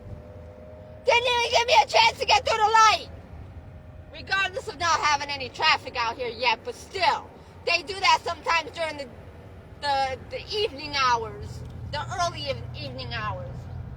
CVS, I can't go there until later. You're not open, the pharmacy ain't open till 8, 9 o'clock in the morning.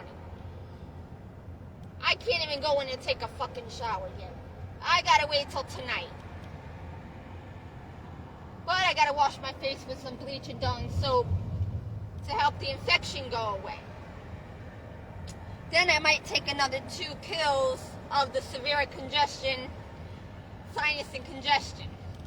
Oh, my nose! To help with this so I don't itch it and rub it and make it worse.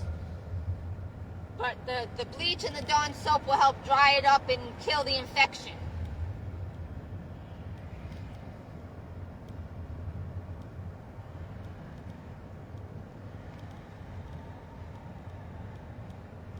Oh, I cracked my neck a little bit. Oh, that tense part where I was getting that pain.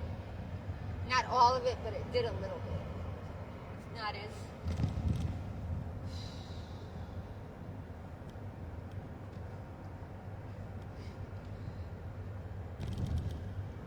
Y'all made me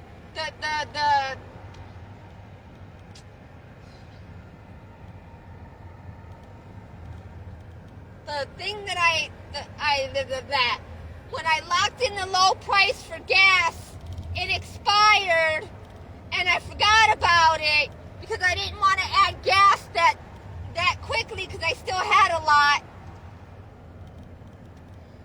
And the more gas I add, the sooner you make me go through. But now I gotta spend 50 cents more a gallon, and that makes me pay more than what I did before. You gave me the discount because now I gotta pay double. So you're negating your blessings. You blessed me, but then now you're double charging me and taking back more than what you fucking blessed me with. Instead of blessing me with more, you're doing it to you. You're doing it to the kingdom. You bless me a little bit, but then you charge me double later, so you're really not blessing me. Because my income doesn't get more. I only have a fixed income. So you're taking more and more from me, even though you're making it last a little bit, but then each month or every 2 or 3 months you're taking more and more, and now I'm almost to where I can't take care of myself with what I have. And if I lose my vehicle that my son helped me get, and all the money that I put into this vehicle like you did to all my apartments that I had to pay for, and now I have shit. I haven't had an apartment of my own in 30 something years. 33 years. Ah, fuck Willow Pond. I don't want to go back there. No, I'm not going back there. Too many bad memories, you dumb fuckers. That's when my son was taken from me and I lost my apartment again. No. I can't go back to that same apartment even though it's a different name and live in, no. That's too I loved that community because it was a nice little small gated community, but now it's all filled with smokers, drinkers, druggers, sexers, and partiers. I need my own home with a piece of land away from the fuck-ups and the ones that are still living the lies. Maybe that's what I'll start saying now instead of fuck-ups and stupid, ignorant, foolish. I'll refer to them as the ones that are still living the lies. The ones that are still believing and living the lies. As opposed to ones that know the truth, the full and complete truth and way to life, which are not many. Because they too, the ones that think they're living the full and complete details and the truth and way to life, or the ones that think they're living the truth and way to life with only half of the details, they're about to get a rude awakening. I can't even use my right thumb. I can't bend it. I can, but it hurts.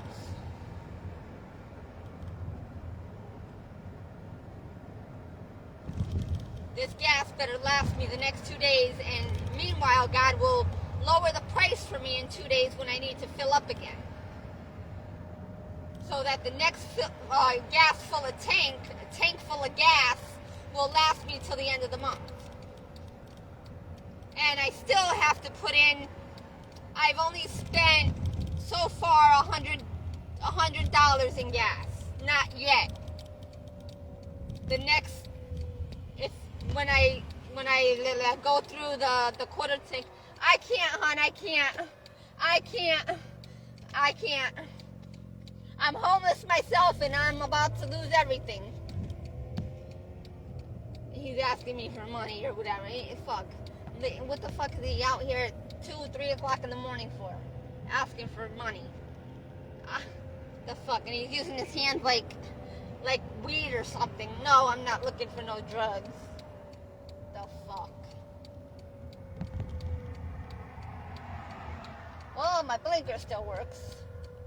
I gotta check my back blinker to make sure that's all good. Make sure it's just my light, my headlight. I hope it's just the bulb. That means I gotta spend more money on a fucking bulb. I'm hoping I'll have God's grace and just be able to wait until next week. 10 more days, 11 more days. Because I don't have, actually I will have the money. I'll have to return the pants that I bought for this other homeless guy that went to the hospital. And I'm parked in the place I don't want to park. I wanted to park, oh well.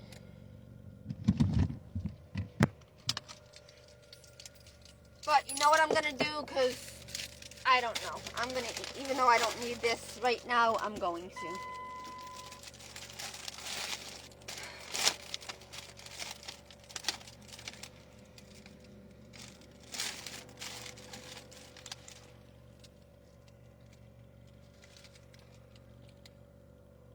There's some lights in the parking lot.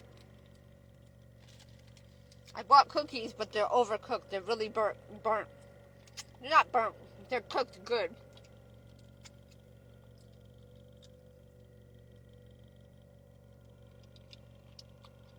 They don't have the powder all over them like the poisoning that they did on the other ones.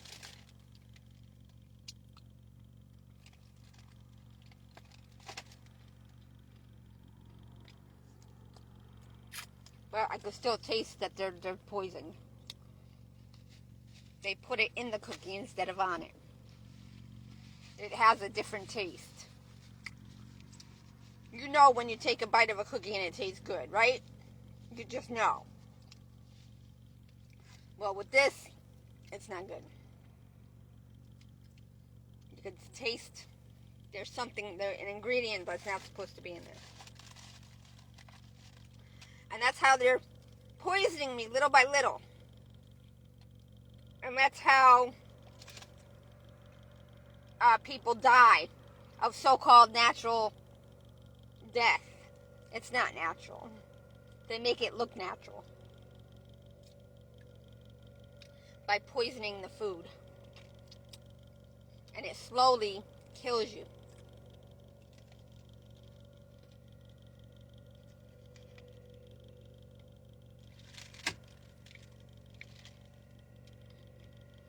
So,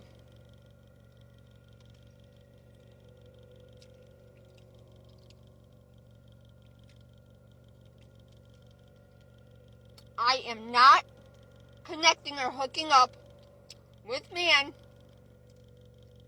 to get my life back.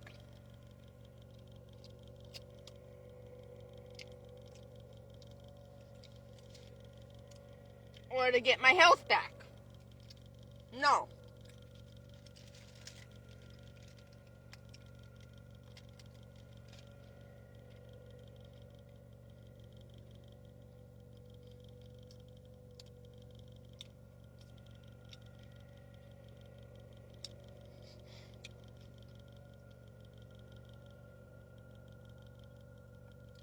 Nope. I won't do it.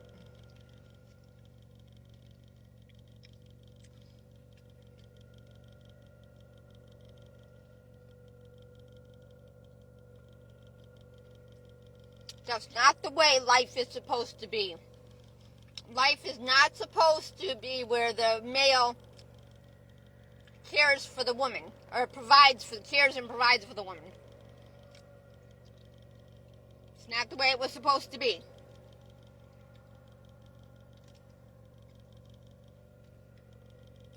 That's the error and mistakes called sin.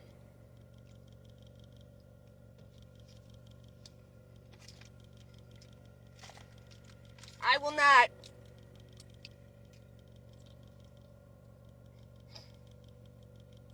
allow others to tell me how to live my life when they didn't know how to live their lives.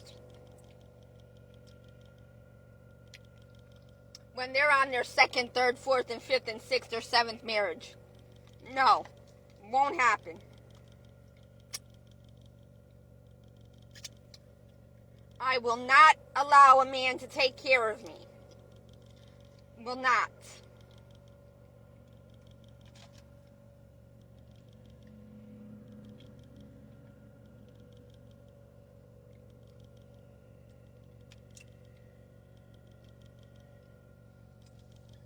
Now I have to wait till tonight to take a shower. I have to take care of my skin. Might not even be able to take one tomorrow. Or tonight, rather. I won't be able to take one now, nor tonight, because I got this on my skin. I can't go in there with infection.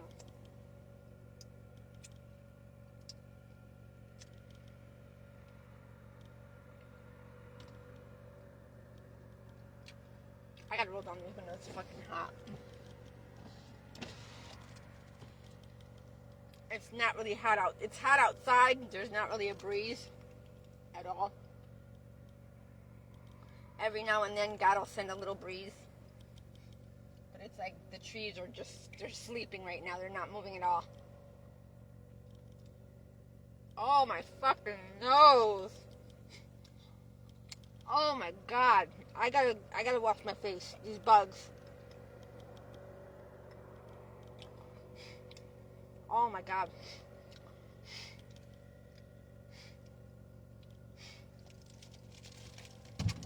And I'm sweating. And I can't do this. I can't. I gotta get this shit off me. I can't stand this shit. And oh my God, this car is just so disgusting. It gets dirty right after I clean it. It's hard to keep clean. But I'm taking more medicine. I kind of started to open them with the knife. I put like a slit in it so I still can't, my fingers hurt. So I gotta cut them more so I can, oh, my nose. I gotta wash my face. I don't like making long videos because I know nobody has the time to watch them entirety. But there's so much to talk about. I can't, because if I don't finish what I started, nobody's on the same wavelength or the same,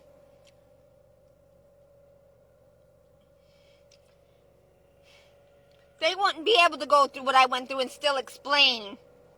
Okay, they may be up behind the scenes with their cameras and their whatever they're using to watch me and guide me and lead me and call this person and say, hey, do this, up, yep, she's coming, up, yep, do that, do this, do that. You know, and it's for good things, but also bad things.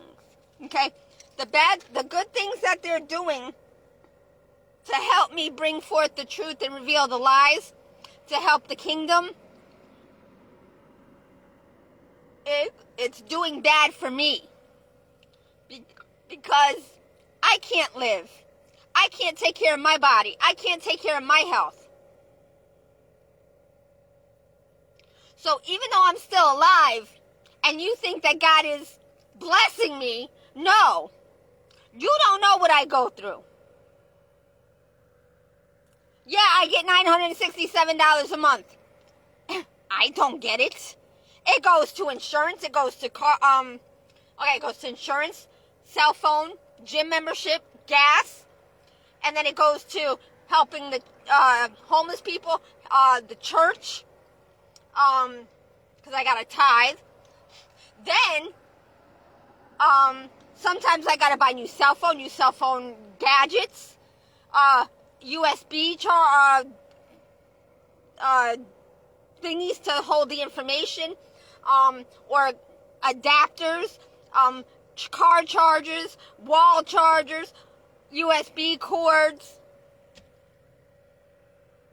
Then I gotta pay for tea, a little bit of food, tea, sugar, cloves, salt, pepper, a little bit of food here and there. My food's getting eaten up by the buggies, my carrots. Okay, I'm not gonna eat them tomorrow either. Why? Because I gotta eat my spaghetti, the rest of my spaghetti, so I could eat up my sauce.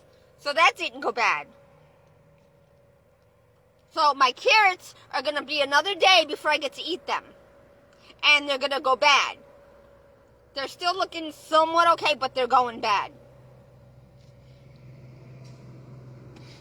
Then I got a little stalk of broccoli, and then my potatoes. And it rained. Rain got in here. They're going to get moldy now. Because I was busy all day today, and I couldn't get out and wipe it. See, the buggies were just in my nose. See, I just got them. Like, it felt like glue, little pieces of glue, like when I felt it. Now it's not itchy anymore. I still have to wash my face, though. But it's a little bit itchy, but not as much as it was. Only in the corner. I can't even use my thumb, my right thumb.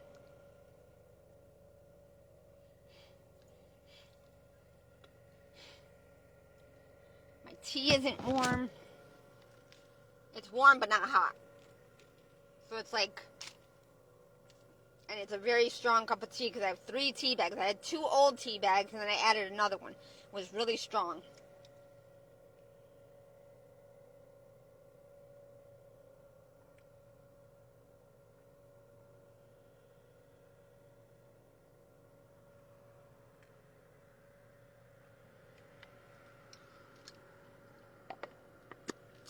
I gotta add more sugar, more water, and it'll be a good cup of tea tomorrow. Well, later.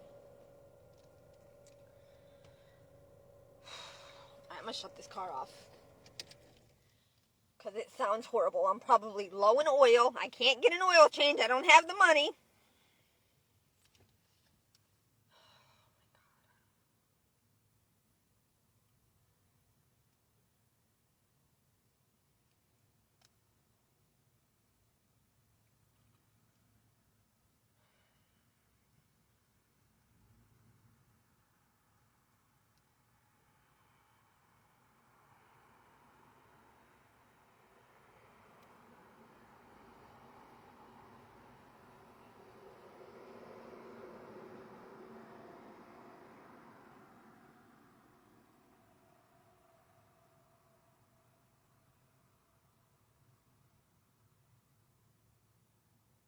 People, I could say so much. I have so much to say. Now, I mean, I don't, but the Holy Spirit does through me. But I don't have enough time. But I'd like to pray before I end the video. Okay? Because I already ate and did my talking and shared my 2 cents with you from the Holy Spirit.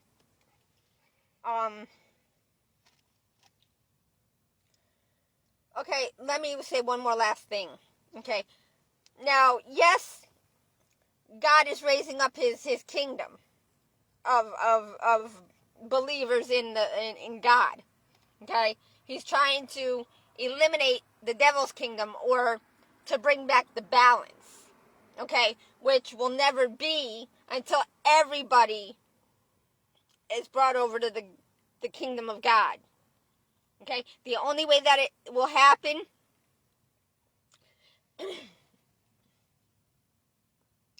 is for all the kingdom to be on one accord. Like, what does one accord mean? You know how when dancers, any kind of dancers, you got the pool dancers, you got the Broadway, you got the pop, the jazz, all these whatever dancers, right? Even like on Dancing with the Stars, you got 2 people dancing, or sometimes you have a group of dancers when they do an act, right?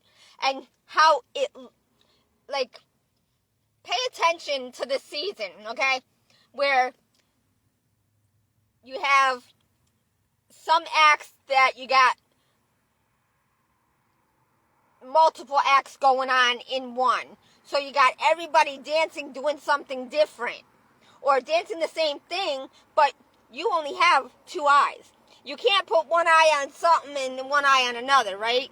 So it kind of makes it hard for you to pay attention to all the dancers and to see how they're dancing together. You know what I'm saying?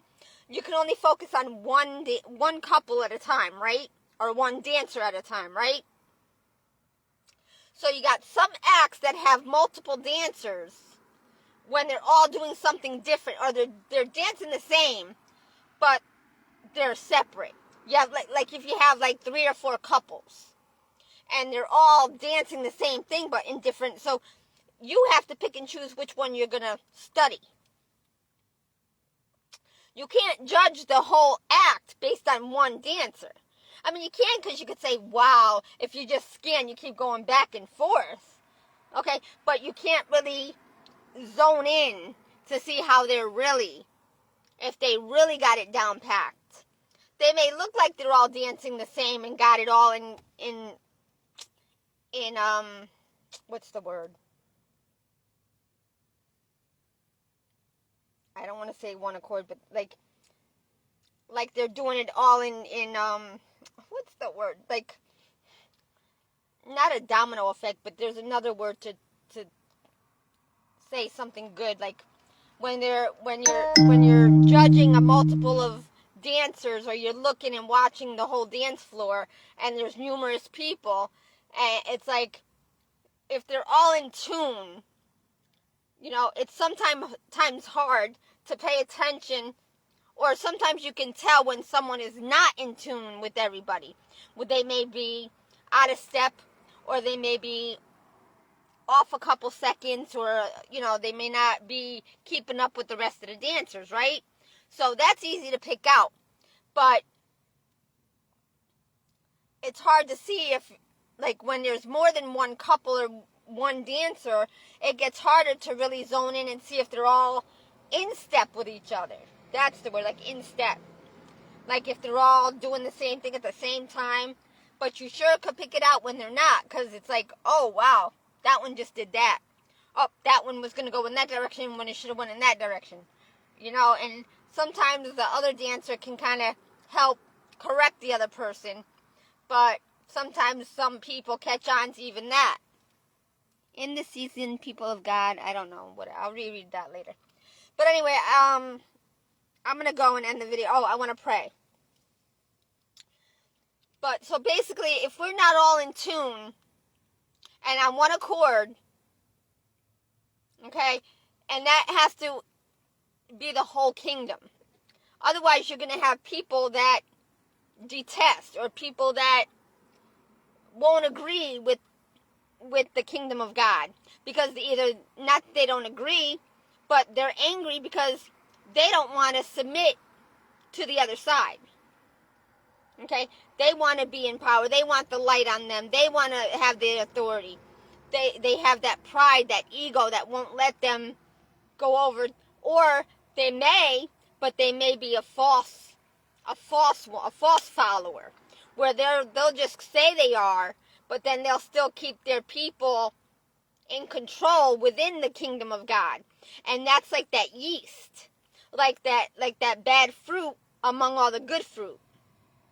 Okay, well, eventually it'll cause the other ones to go back with them, and then he'll take his kingdom. The devil will take his kingdom back.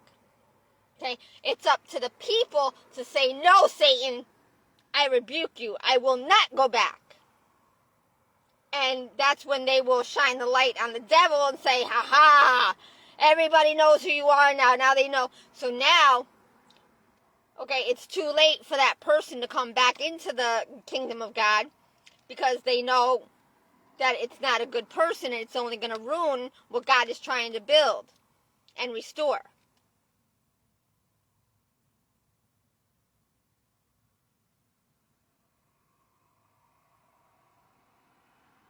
I just heard a noise.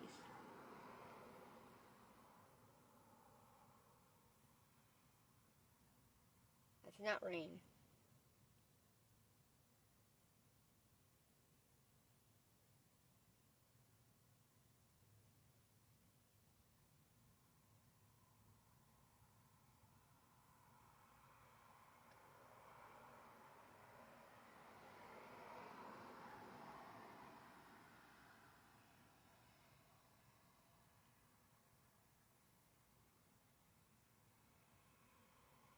I don't know, I was hearing noises, but now they're gone.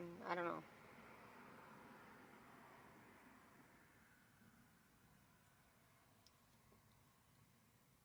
It's not rain, I don't think. It's kind of cloudy, but not fully. Not. There are some rain clouds, but nothing that looks like it's...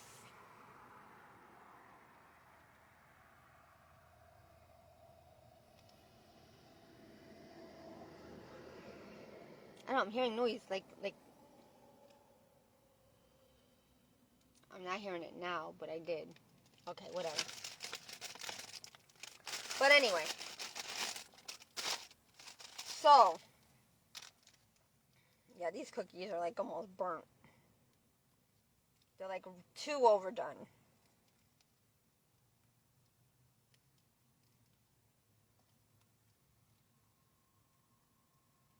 Why can't anybody follow directions and make the recipe proper?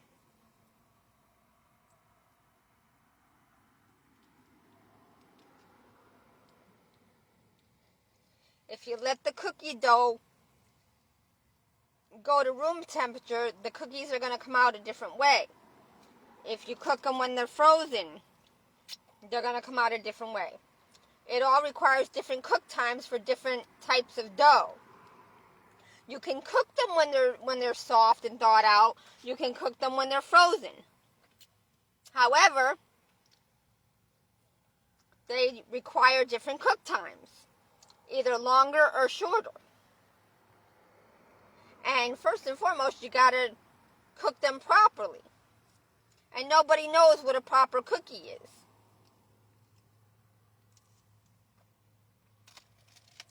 And if they do, they don't put their... You see, that's how you know the workers they're not working from their heart. When things come out either too done or too undone, they don't care about the customer. They don't care about their works.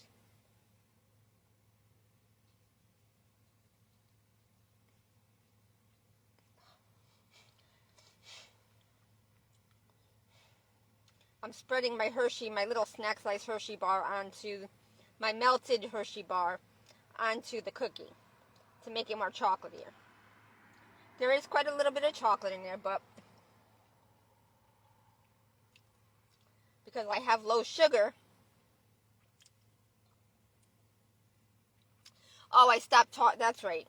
I wanted to pray, but I also remembered about something, another topic I didn't finish. About how when I was hard to wake up in the morning. It wasn't that I was hard to wake up, and it wasn't that because my mom was an airhead, misplaced priorities. She didn't do her homework, research, and study, and she would get angry because I didn't want to get up in the morning. And she didn't think and say, well, wait a minute, what's wrong with her? Why doesn't she want to get up? She slept 8, 9, 10 hours. What's wrong? There must be something wrong. Something's not right. Let me take her to the doctor and find out, or go to the library and research and find out why she's hard to wake up. What could it be?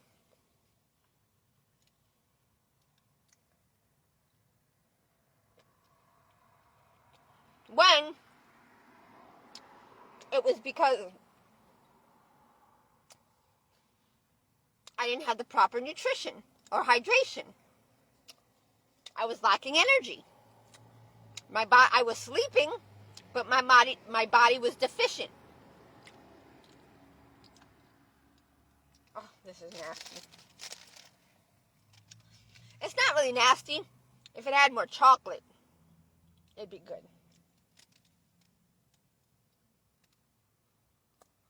It has a lot of chocolate, but doesn't have enough for being overcooked the way it is. I can't even use my thumb. It won't bend. Now it won't bend. If I bend it anymore, it'll hurt and it'll get stuck. It didn't hurt that much, but it's stuck now. Then I have to use force. It's not hurting as much. But it's numb from down here and up to my knuckle. So, like, I can move the top part, but I can't, like, it's stuck again, and it's like, it feels like it's pulling. Now that hurts from down here.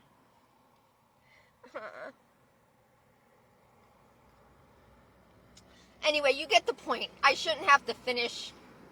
You should say, okay, I understand. But do you really understand? Do you realize that it wasn't her fault? It was, but it wasn't her fault. It was like a 50-50. My grandfather, my grandmother, and my grandparents, my grandparents' parents failed.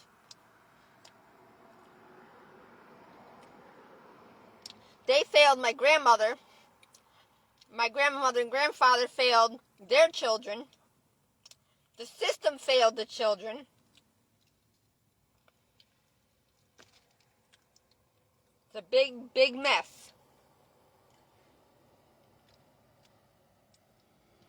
You say, well, how is that so? Well, my grandmother obviously wasn't a good mom because my mom got pregnant, started smoking at 15, got pregnant when she was 19. In her senior year, my grandfather was at work thinking my grandmother was holding down the home and the family. She was stressing out because she was in a spot like I was with Joe, where he was at work, I was at home, but he was only making $9, $10 an hour at that time. And he didn't have a whole lot of money to work with. And so I kind of, in the beginning, I had to shop just for my son to make sure he ate enough and had what he needed. And for Joe. Because I didn't want him to get upset or depressed more than what he already was. A powerful earthquake hits somewhere. So, there's so many things that that needs to be spoken on in order to correct the way of life, and then for us to be able to move on and go forward. If we don't know in the mistakes in the equation that we've made, that humanity has made within each generation, or many errors and mistakes within each generation, just like the division problem, that long division when you're figuring out the answer, multiplying, adding, subtracting, whatever.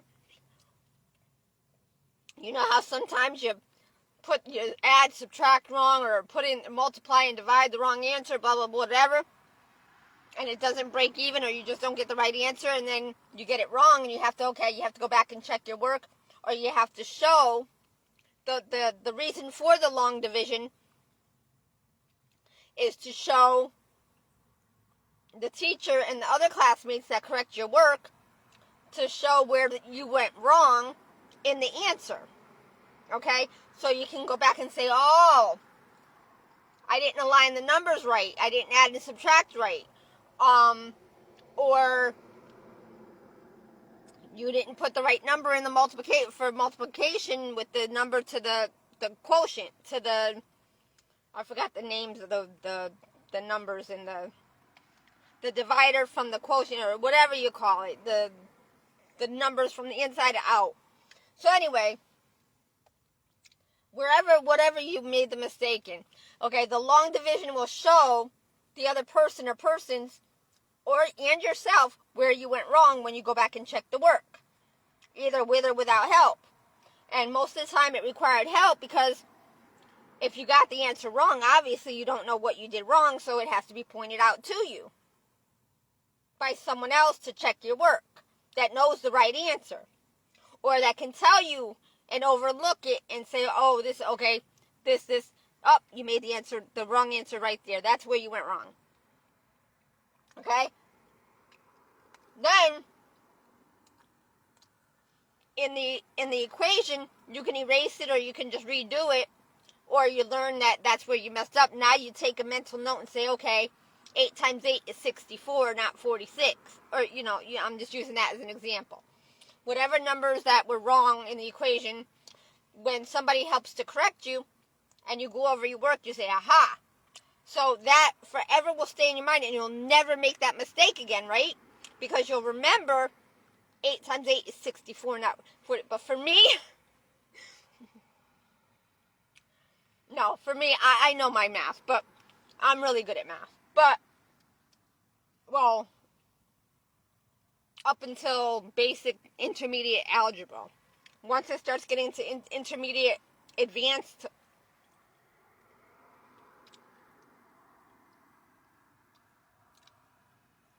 that kind of gets me.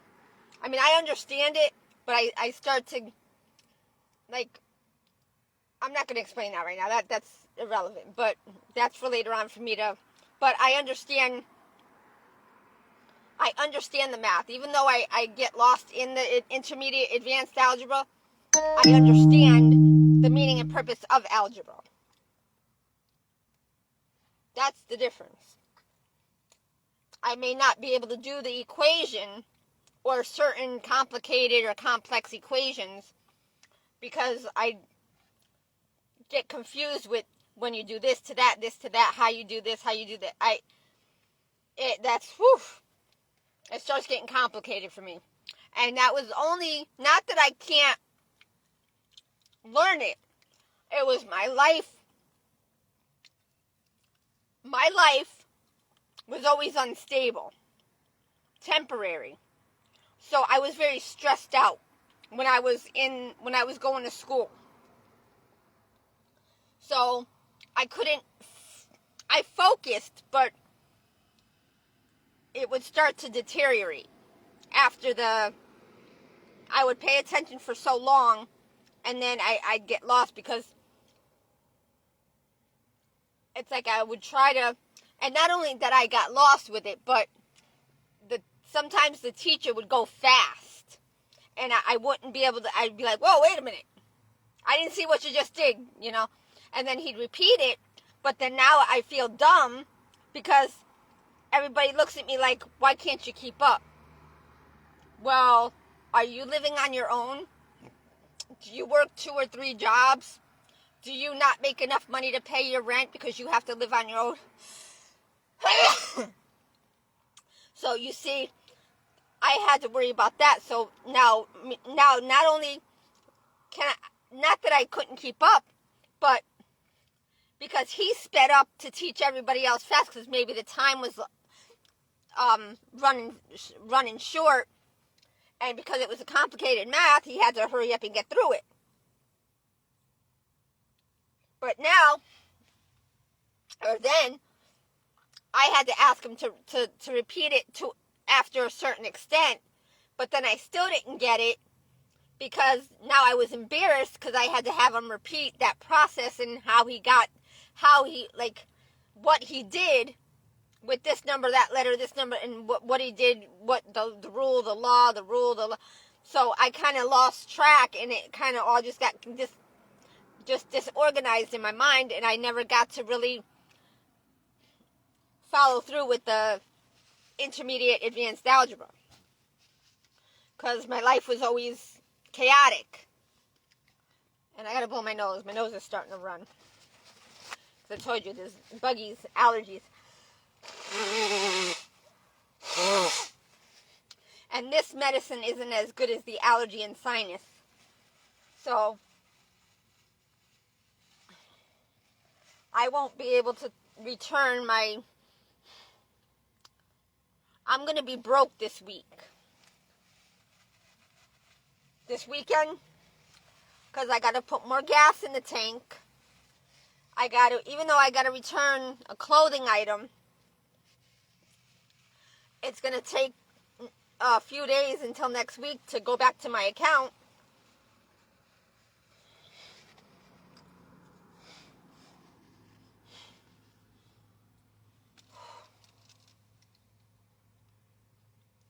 And I hate returning them because I don't know if the guy is going to come out from the hospital and need them. I don't know if he's dead or alive, or if he's in a home, if they put him into a home. I don't know.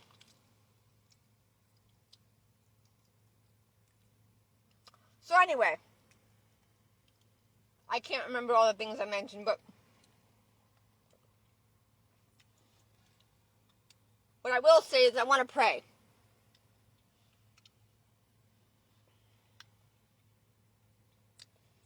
Thank you, Jesus, for the blessings seen and unseen.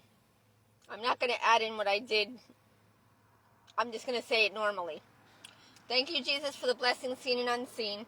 Thank you for your grace and mercy that you bestowed upon us all throughout these years of many trials and tribulations, for the meaning and purpose of your will to be done in your kingdom among your people, to bring forth the truth and reveal the lies, so that we may be able to live life as it was meant and supposed to. Now there's a police car coming over here. What the fuck? It's open. I have the right to be in. Don't start with me.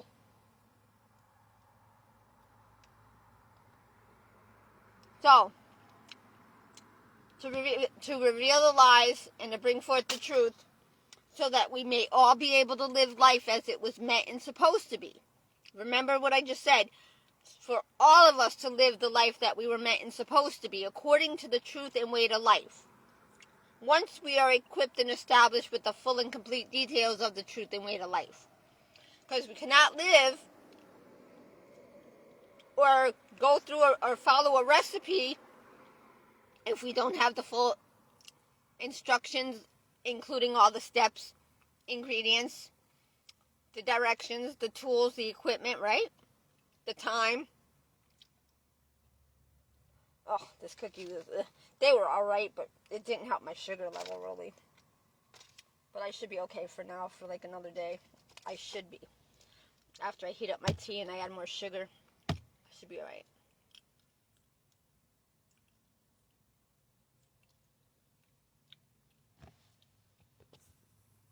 $2.44.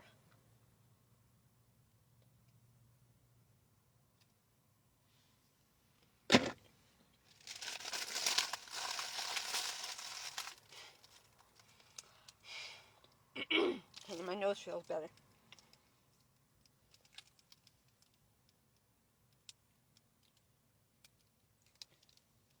That's chocolate.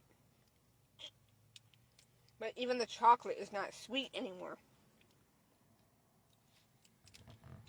So the chocolate isn't doing the job that it's supposed to do. It's not sweet. It's just calories and chemicals.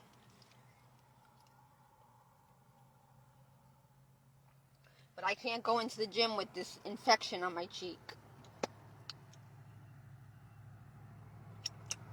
So by me taking this sinus congestion medicine, well, hopefully, even though it's not the same, I don't think it's the same as what I was, as the allergy and sinus.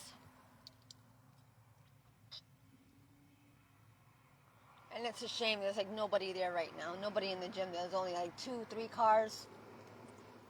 But I can't go in.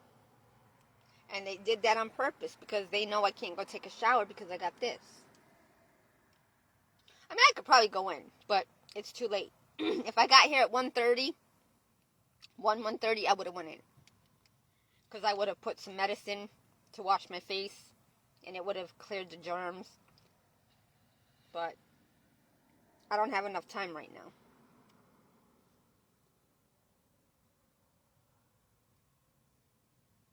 But, and I don't think I have any large band-aids to put on this either.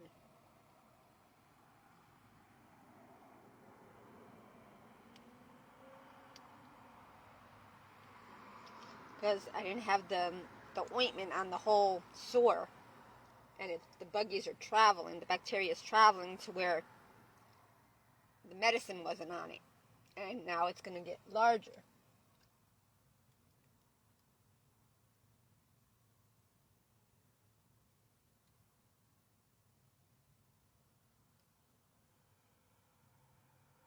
So I need to put the bleach and Dawn soap to kill it so it won't travel and spread. Yep, I gotta do that. I can't shave because now if I shave, I could shave around it. I'd rather not. But I got enough for 2 more doses, which will be today. It'll be now. I'm going to take some more.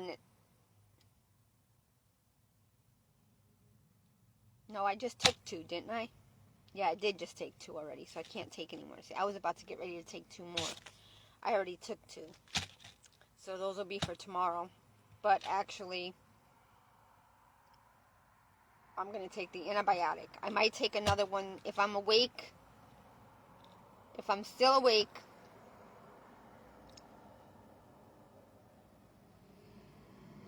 I'll take another 2 in a few hours.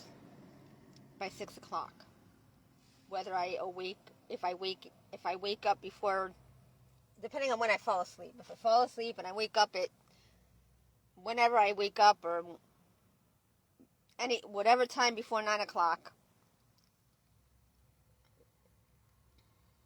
I'll take these, and then I'll start the antibiotic tomorrow afternoon, tomorrow night. So, and I should be healed by the end of the weekend. Given they don't poison me or infest me again.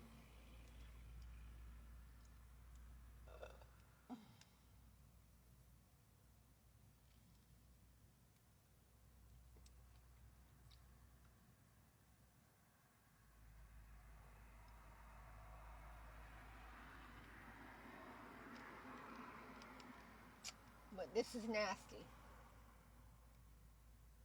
It's almost like a repeat of 2007.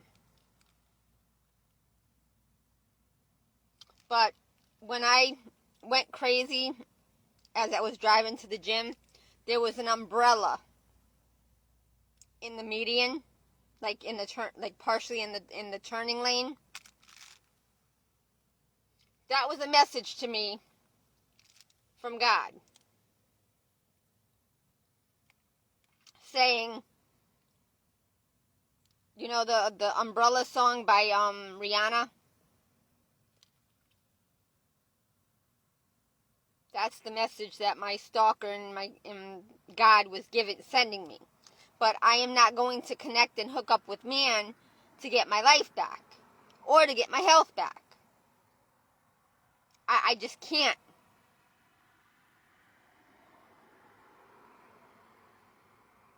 And it's not a pride or ego thing, because I don't have a pride or ego. Because if I did, I would have become a killer. I would have become a monster. I wouldn't allow what has been done to me. I would have fought back. Okay? That's how you can tell there's a difference between someone who has pride and doesn't have pride and ego.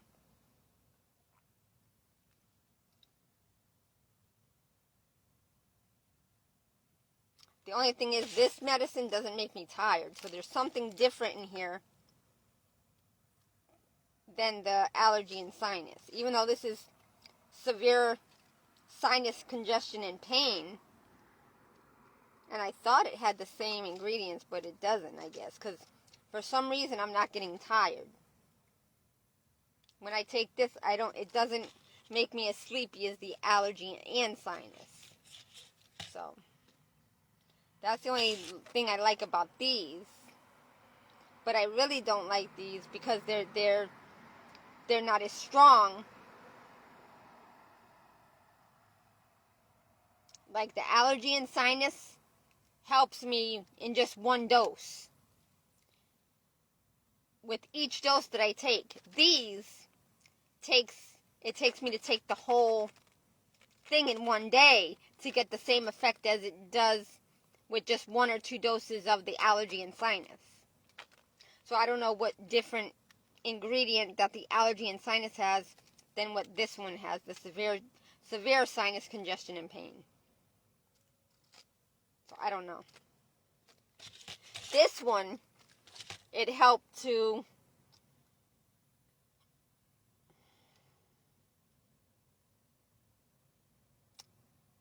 I don't want to say clear my sinuses, but it drained it. Okay, the other medicine, the allergy and sinus, it works for my throat. The dry, itchy throat. Whereas this, okay, I just explained it. I just figured it out, the difference. The allergy and sinus works on the throat.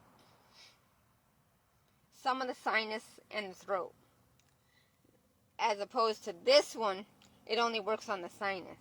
Hence, it doesn't have the word allergy. So whatever ingredient that is in the allergy medicine and not in the severe sinus congestion and pain is what helps. Because that's why this one is not helping with my throat. It's all dry and itchy right now.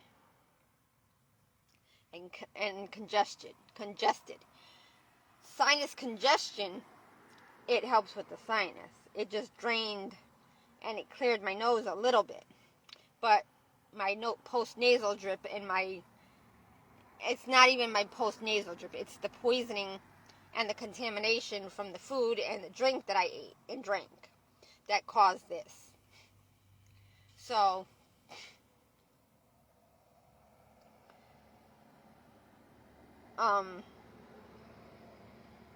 the congestion in my throat and neck and chest is not being helped by this. So, that's the difference. Now, it may help somebody else with all three. It only helps with my sinuses. It doesn't help with the chest congestion and the throat. The itchy throat, watery eyes. Oh, my thumb. So, I started to pray and then I stopped. Thank you, Jesus, for the blessings seen and unseen. Thank you for your grace and mercy that you bestowed upon us all throughout these years of many trials and tribulations, for the meaning and purpose of your will to be done in your kingdom among your people, to bring forth the truth and reveal the lies so that we may be able to live life as it was meant and supposed to, according to the truth and way to life. Rather than the chaos, catastrophe, commotion, confusion, dysfunction, disaster, defect, deficiency, and dysfunction and destruction that we've been. I go on and on, but we'll leave it at that. Just to name a few. There's more, but the list goes on and on. There's many reasons that we choose rather than asking, seeking, and knocking for the truth and way to life. Because we want it the quick and easy way. And we do as everybody else is doing, thinking that's the way. That's where we're wrong. Because everybody else is not doing it right. You may think they're doing it right because you think that that's living. Yeah, according to the devil's kingdom, that's the way to live, but it's not. So when we all live according to the devil's kingdom, it's all temporary on different timelines. Depending on which way you choose, all has a different beginning and end. So, someone that's in the devil's kingdom working a different job may last longer in that job and carry them longer in life. Whereas you're working a different job, or even the same job, but you got other things going on, or the other person got things going on. And either that person doesn't go as long as you do, or you don't go as long as the other person. So it all depends. There's so many different factors. Okay? And that's the problem. You may not budget your money right. You may not know as much as the other person. You may not know how to do things as they do. You may not be educated. Or you may not know it, you may not have the understanding they have. So there's so many different factors. It's not about there are times when it could be the management favoring another employee, blaming somebody else or putting the blame on other people, like what used to happen at the call center when I worked at Cablevision. Okay? Other people, they kept meeting the quota. and the calls per minute, per hour, and keeping the phone calls under so many minutes. So to the management, they would be doing a great job. And as for me,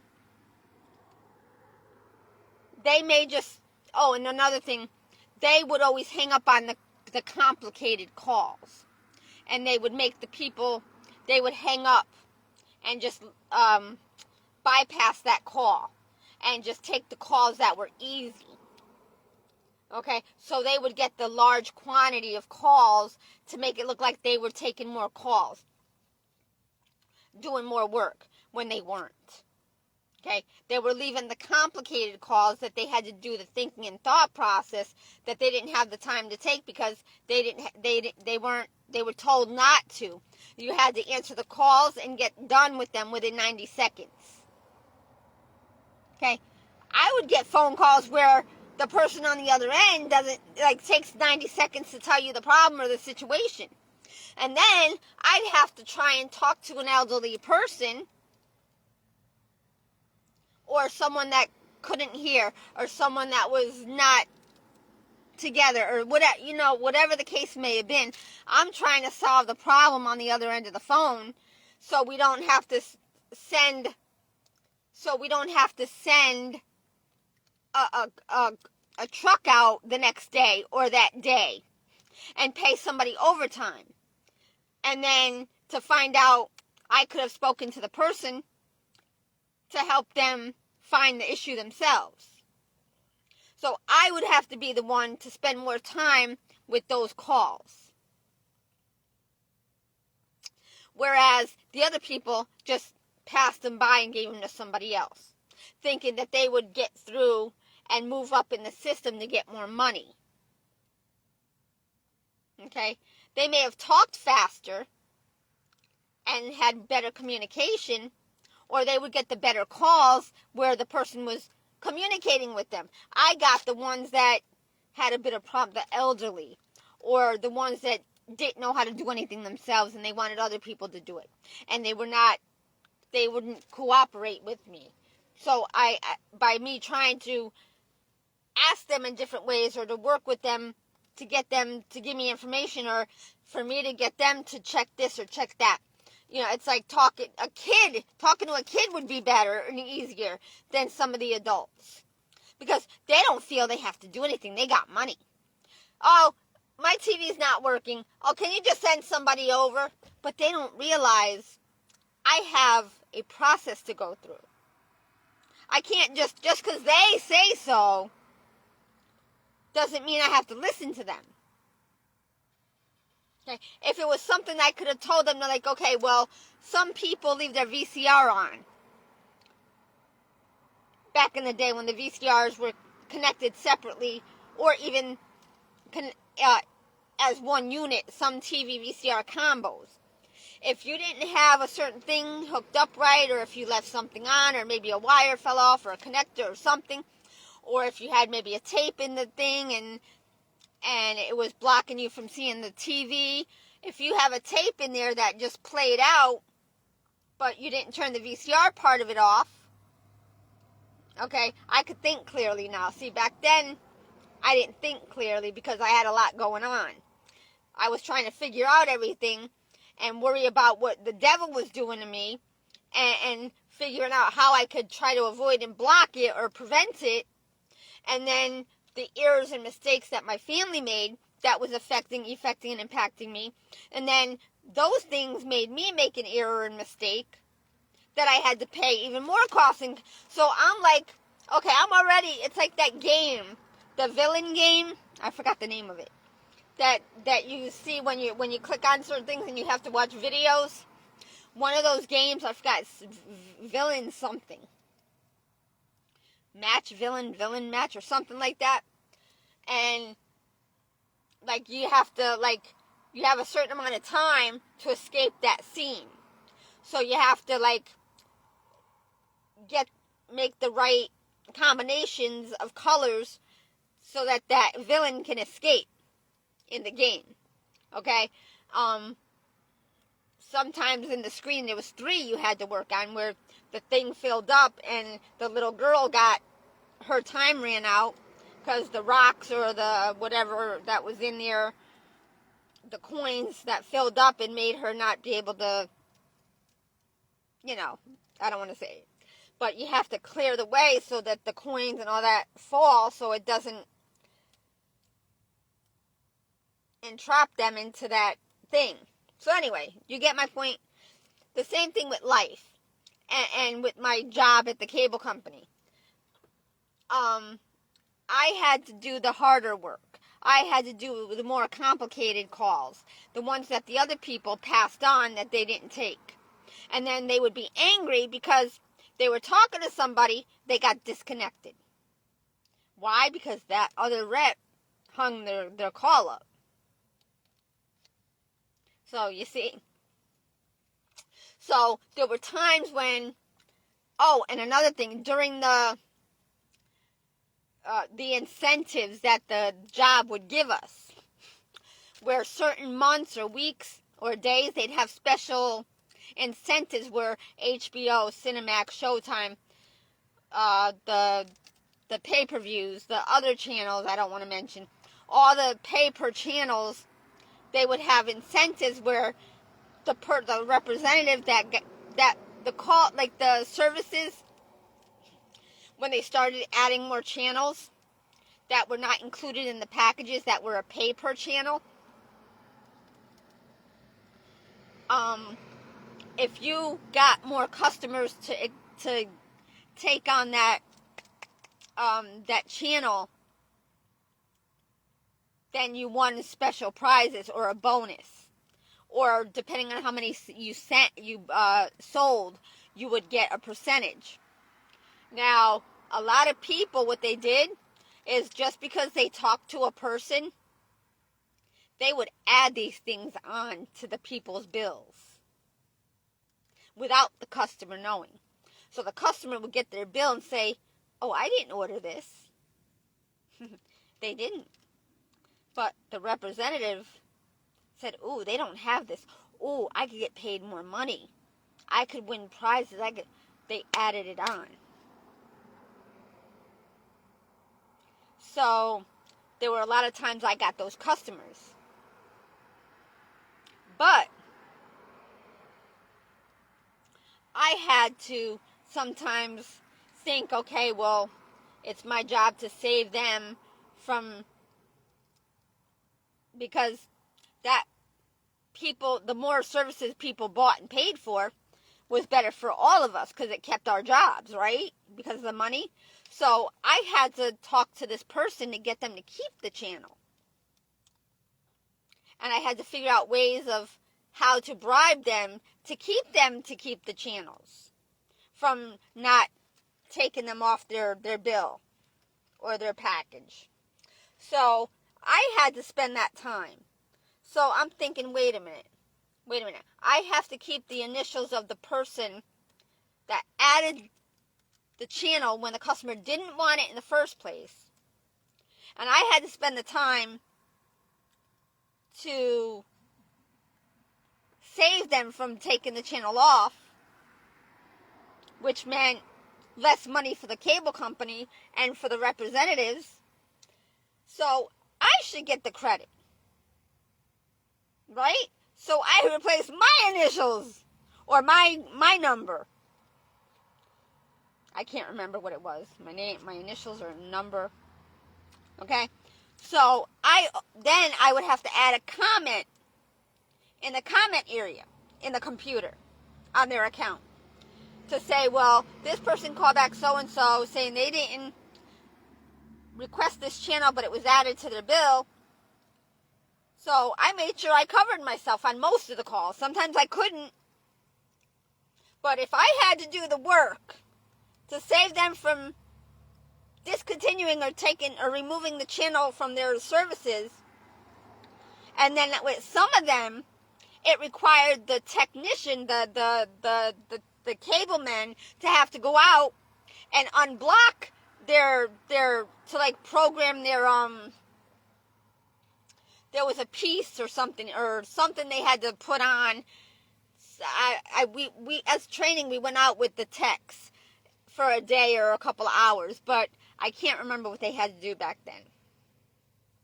But there was something they had to do, a piece they had to add on, or remove, or add another cord, or something. I can't remember what it was. But,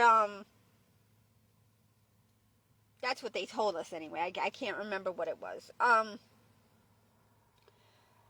So anyway, that would take extra money to keep going back and forth.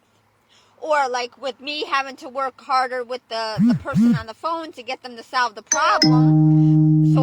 So the company didn't have to send them the installer, the cable tech out there to fix whatever problem or solve whatever problem, when it was a basic getting the customer to go to their TV and VCR to turn it off and make sure there's no tape in there, make sure it's stopped, and make sure it's on channel 3 and not channel 4. And sometimes the customer didn't know their own equipment because somebody else installed it, the cable tech. So now the customer has no idea what happened to stop their cable from working, or from them not being able to see the cable channels, or to get, whatever. So I had to get them to troubleshoot and to work with them to find out what the problem could have been. I couldn't do that in 90 seconds. So I got kind of let go, because, not mainly because of performance, but because I tried to talk back to say, well, no, that's not what happened. No, I didn't do that. No, this is why I did that.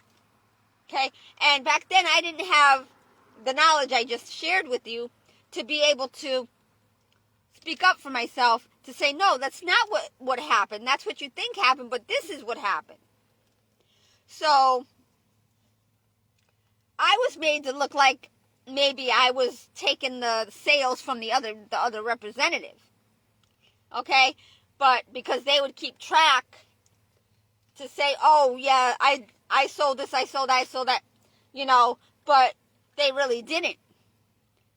And there were some accounts I didn't get to add a comment to say, look, this person said so-and-so, and that this didn't happen, that didn't happen, blah, blah, blah, whatever. Because I had to worry about taking many calls. So I had to hurry up and say, okay, well, if you didn't request the channel, I'm going to remove it. Then, then another thing is maybe somebody else in the household added that channel, but the owner or whatever didn't. So there was a conflict. So we would speak to somebody else that, then they started, like somebody else that was in the household but didn't pay the bill, and then the person that called in when he got the bill to say, oh, wait a minute, what's this? Oh, let me check with my husband. Oh, let me check with my son or my daughter. Okay? But then again, then what they did is they started to put controls or codes on the account. So nobody could call in unless they had the special PIN number. That caused conflict between families or housemates or whatever, or partners. Again, and it's about the money situation. It's about some people not having enough money to get what they want, to live the way they want, and to enjoy life as they thought they could. And so there's so many different factors. The same thing with life, and the same thing with prayer, the same thing with understanding, the same thing with not knowing and knowing the truth, and knowing the lies, and knowing what should and shouldn't be, what could and couldn't be, and not even that, but just knowing what the truth and way to life is, the full and complete details. And everybody's on their own level, and everybody's trying to get to where they want to be, and they're trying to do so many things with their lives, but they don't have the money to do all these things. But they're like, wait a minute, why can't I do all these things? Everybody else doing all these things, but I can't. That's discrimination. But not knowing, okay, that's being jealous, okay? Because you really don't need to do those things. But see, because you're of the flesh, you're not tamed and disciplined, you don't have any self-control, you don't have understanding, you don't have you don't have the knowledge of good and bad or right and wrong, or the truth and the full and complete details of the truth and way to life, and you don't have the full and complete details of the lies, and why the lies are the lies, and why the truth is the truth, and what the difference is, and what it leads and doesn't lead to. You know, babies and children understand these things.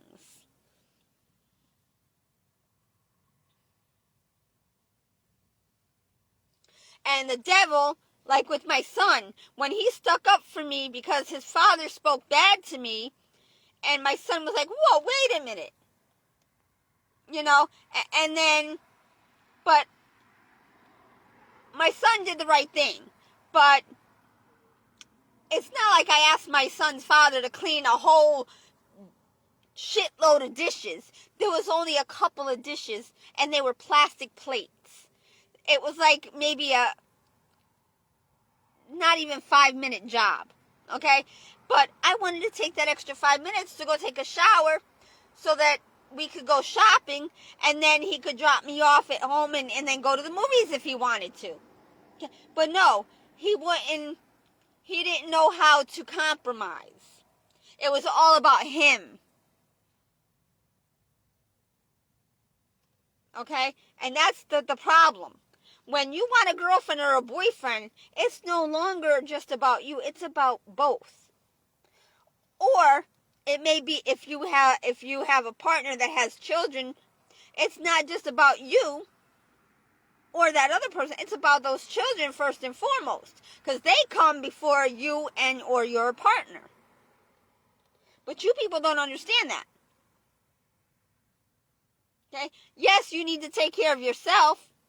But you also, like when you're feeding yourself, you have to feed your children too. You can't just feed yourself and expect your children to eat what you're eating, because they don't have the taste buds, or they may not be able to take the spice or the seasoning. So you have to make their own food. You know, I'm just trying to kind of give you an example of a different scenario so it makes sense. But anyway, so let me get back to the prayer so I can go, because I need to go to sleep. Because I'm not going in to take a shower, and I can't keep my phone charged very long. So, I have to wait till tomorrow when I get to the library to charge the phone. And it looks like it's fully charged, but it's not. And it's only 42%. Now, that's not going to last me all day, or until 10 o'clock tomorrow when I get to the library. Yes, I could charge the phone again when I turn the car back on and I drive to wherever I'm going. But I'm going to have to shut the phone off. But then if I shut the phone off, it's going to, I don't know how long I'm going to sleep. I can't wake up on my own, especially just going to sleep now at 4 o'clock. I only slept about 2 to 3 hours when I was at Walmart, the Super Walmart, earlier today in Boynton. Okay? But,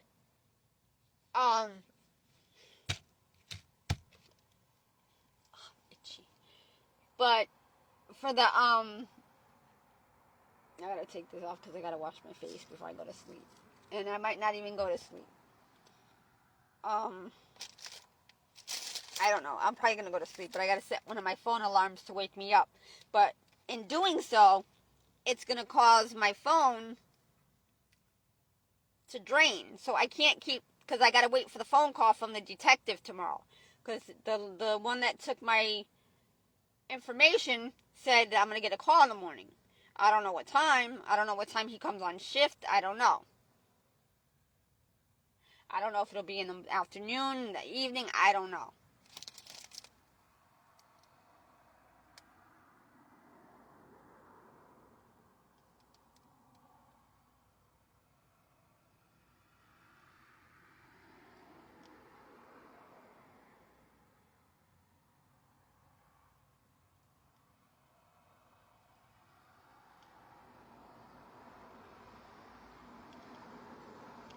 But I gotta clean this bacteria off my skin so it'll heal and not spread anymore. Otherwise, the medicine isn't going to do a damn thing. And I think what they're doing is they're giving me the medicine, but they're giving it to me for 14 days, which I should be. I don't think it's only a 2-dose thing. She said to take it only twice a day, and it might be, because I do remember only taking it twice a day. So it might be twice a day, but it's 14 days. But if I don't take care of the outside, the medicine could take care of the infection on the inside. But if I don't keep the outside clean and help the infection go away on the outside, this involves inside and outside work, because it's infected on the outside. And if I don't take care of the skin, the whole face and neck and my hands, it's just going to spread, and it's not going to get better. Because the medicine will help clear it up, but then it'll spread to a different part and start all over again. Okay? I was just touching it right now, so I can't even use my fingers to touch my other parts of my nose or face, because it'll spread. But I gotta wash my face, because my nose, these bugs are on my face. They got me again, so I gotta wash my face. I gotta put my hair up, add more water and soap to the container, and I gotta wash my face. And I gotta do it for a good 10 minutes. But again, with this Clorox, it's very strong. It's not like a low quality bleach to where I can, especially on my face, I can't breathe in the bleach. So even if I use like just a tablespoonful or a quarter of a cup to a gallon, it's strong. When I use the washcloth and I put it up on my face, it's like I can't breathe. But I need to keep the washcloth towards my face and my cheek. Then it affects my eyes because it's too strong no matter how much I dilute it. And even if I use a little bit, it's not enough to kill the infection. So it's like a no-win situation. I would have to, if I used a little bit, I would have to do it often throughout the day. But I don't have time to do it often, 2-3 times a day. Now, if I was in a home of my own, yeah. But I can't do that in a car, because and I would have to change the water frequently to keep it free from the bacteria, so it doesn't, I might not even use that water, because I used it yesterday or today. I can't use it again, because it'll just spread the bacteria again. So I got to use fresh water and bleach. And I did put quite a bit of bleach in that, thinking I would be able to use it for about 10 minutes or 2 times a day. But I forgot, so I can't. So I got to pour that water out and put fresh water. And I can't freaking put this up in a ponytail because my fingers, man. This arthritis in my joints, and I hope that's all it is. I hope it's nothing else serious because of this poisoning. For the past 20-30 years, I've been poisoned. Or longer, because I starved. Even as a kid, I had a high sugary diet. I didn't eat a lot of good food. My mom didn't have the money to feed us healthy, because she had to feed Richie. So we had to buy bigger meat packages, more meat for him to eat. So they ate good, but I didn't. Me and my sister didn't get our vegetables and our fruits. A can of vegetables don't go very long or very far with Richie, my mom, me, and my sister. And then when she had her firstborn son, for like the first 2 years, and it wasn't even 2 years because it was about 1.5 years. Because then we lost the apartment. Me and my sister went to foster home. She lost. Her firstborn son went to foster home and adoption, so she didn't get to care for him very long. So she brought all these kids into the world, and we suffered without a mom and dad. in foster home, getting abused, misused, malnourished, dehydrated, abused. You know, I didn't get too abused in foster home. I didn't get sexually abused. Mistreated in a couple, but not severely. Nothing I couldn't get over. It was just families have problems. Families have issues. And kids suffer differently. So, and that's what happened. Their children suffered differently. And I suffered differently.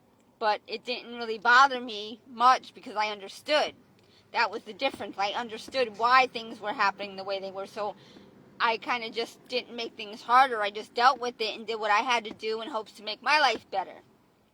But then later on in life, what happened? The devil screwed me up. So now, no matter if I understood or not, the devil still messed up my life, so I had to suffer more.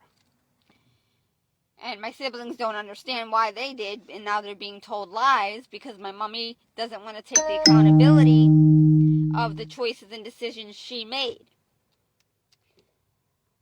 I've been live. Hi, June Rice. I've been live for a few hours now. I had a lot to say. The Holy Spirit had a lot to say through me, but I've been bits and pieces. It's kind of going back and forth on different things, but they're all connected. But you're just tuning in now to where I'm talking about something you probably heard me talk about before, but I'm getting ready to end because I gotta wash my face and take care of my skin because it's all broken out and infected again. I can't go take a shower. I've got a lot going on in the morning tomorrow, and it's never ending because of the wicked ways of this world. Why are they wicked? Because of the choices and decisions people make or don't make. And how they're not educated and informed. They don't equip and establish themselves, and it's like a domino effect. It's like something that has, let's say, 3 wheels, and it loses a wheel. Now it's imbalanced. You can't ride the bike, right? If a tricycle loses the front wheel, it can't ride without the front wheel, right? Or any wheel, it's got to have 3 because it needs 3. The same thing with a family. It may not be able to operate if you made good or bad choices or the right, or whatever, whatever the situation may be. If something doesn't operate right, it's because, or it doesn't function right, it's because something's missing, or too much of something, or too much of the wrong thing, or the right thing, or not enough. I'm tired. Tired of explaining. But nobody wants to change anything. Nobody wants to do anything that needs to be different. Nobody wants to do anything that needs to be changed. They don't want to veer away from what they're doing because they think this is the way life is supposed to be. Because that's what they've been told to believe. Or all these years they've been on this planet, they thought that was the way. Now they're being told, no, that's not the way. And everybody's gone to college, everybody's gone this, everybody's done this, and they've got their money and this and that, and now they're doing good. And now pretty soon money is going to be obsolete. It's going to be based off of work. And it's not going to be, and a lot of jobs and works are going to be obsolete. It may not happen overnight. It may not happen this year, next year, or the year after. It's going to be a process. As God weans out the devil's kingdom and the bad things that need to be removed, he's going to slowly incorporate to bring forth change. And especially with the money system. Because everybody is believing in the money system, which is not conducive to everybody. Okay, everybody is not able to live off of the money system because of the different levels or the different I don't know what the word is I'm looking for. The different like the different pay levels, the different, it's just, it's so outdated. It's so unfair. Who's to say who should make more money? Okay, a singer, a dancer, an artist, or whatever, an actor, an actress, a doctor, a nurse, a banker, a business owner. What work do they do? Okay, if the owner owned the store but didn't partake in the work, why should he get all the money or she get all the money? The workers are the ones making the business happen. But yet they can't afford to live on their own or with their families, or they can't afford to have a car to pay car payment, car insurance, gas, maintenance, repairs, whatever else, to feed the children, clothe the children, activities, to train them and bring forth discipline, and while they're working a full-time job, and the house payment, the insurance, the food, the fees this, the fees that, the trips, the everything. Just the system is broken severely. And now we're feeling the outcome and result, just like a recipe that hasn't been followed properly. And when it's done cooking, or when it was supposed to be done, maybe it's either overdone, not done enough, or maybe the ingredients were not properly cooked, or cooked in the right order. Something may have went wrong. So the same thing with life, and we're not paying attention. We're not listening. We're just doing our own thing. We're just following, like monkey see, monkey do, and following the wrong examples, thinking that it's the right way, not knowing there's errors and mistakes and flaws and faults in everything. And we're like, hey, the world's not perfect, or we're not perfect. Who wants to be perfect? It's not good to be perfect, because it's looked down upon. Because then you're better than me, huh? Oh, yeah. Oh, that's so childish. That's so stupid, so foolish, so ignorant. But that's the society we live in, and it's wrong. So God's kingdom, everybody's going to be equal. Okay? Everybody's going to have to put their own work forth. And it's not going to be the same kind of works as today or past time. There's major change coming. But it's for the greater good of humanity. So those that resist will be rebuked by God. It's not by me. It's by God. I'm not in control. I'm just the messenger. I'm bringing forth the common sense and the understanding to use, so that you understand that the ways in which the world was operating was not right. Because if it were, then everybody would be happy. But the system is not right. The recipe is not right. If people are getting sick and dying, and their homes are being broken, and their families are broken, and they're being robbed, and this, and then the system is not right. Because how can you have 2 or 3 or 4 or 5 or 6 or 7 or 8 children and say, okay, well, I don't have enough to feed all 8, so which ones am I going to choose to feed? Well, you shouldn't have had 8 children to begin with, or 4 children, or 3 or 2. If you couldn't take care of one, and you could barely take care of one in yourself, then you shouldn't have had any more. Or maybe if you felt that you deserved to have one, and you wanted to have another one, or 2 or 3 or 4, then you should make sure that you are set up to take care of those 3 or 4. And the system should be sufficient or adequate, and it's not. There you have it. I need to finish praying. I thank you for my son Brandon. I hope and pray you continue to help me keep him safe from any and all harm, risk, injury, danger, trauma, sickness, disease, internally, externally, heart, mind, body, and soul. And I pray that the Lord rebuke any and all traps and snares of the evil, wicked ones, the heathens, hellions, minions, demons, and trolls, whatever they may be trying to bring forth, or the attack that they may be trying to trap and snare me or my son in. May they be rebuked and fall, or may their evil and wicked works be boomeranged back onto them and their children. That's why it's important to treat others as you want to be treated, and to treat others, or to treat others the way you want to be treated, so that others will treat you the way you want to be treated. You treat others the way you show them you want to be treated by others.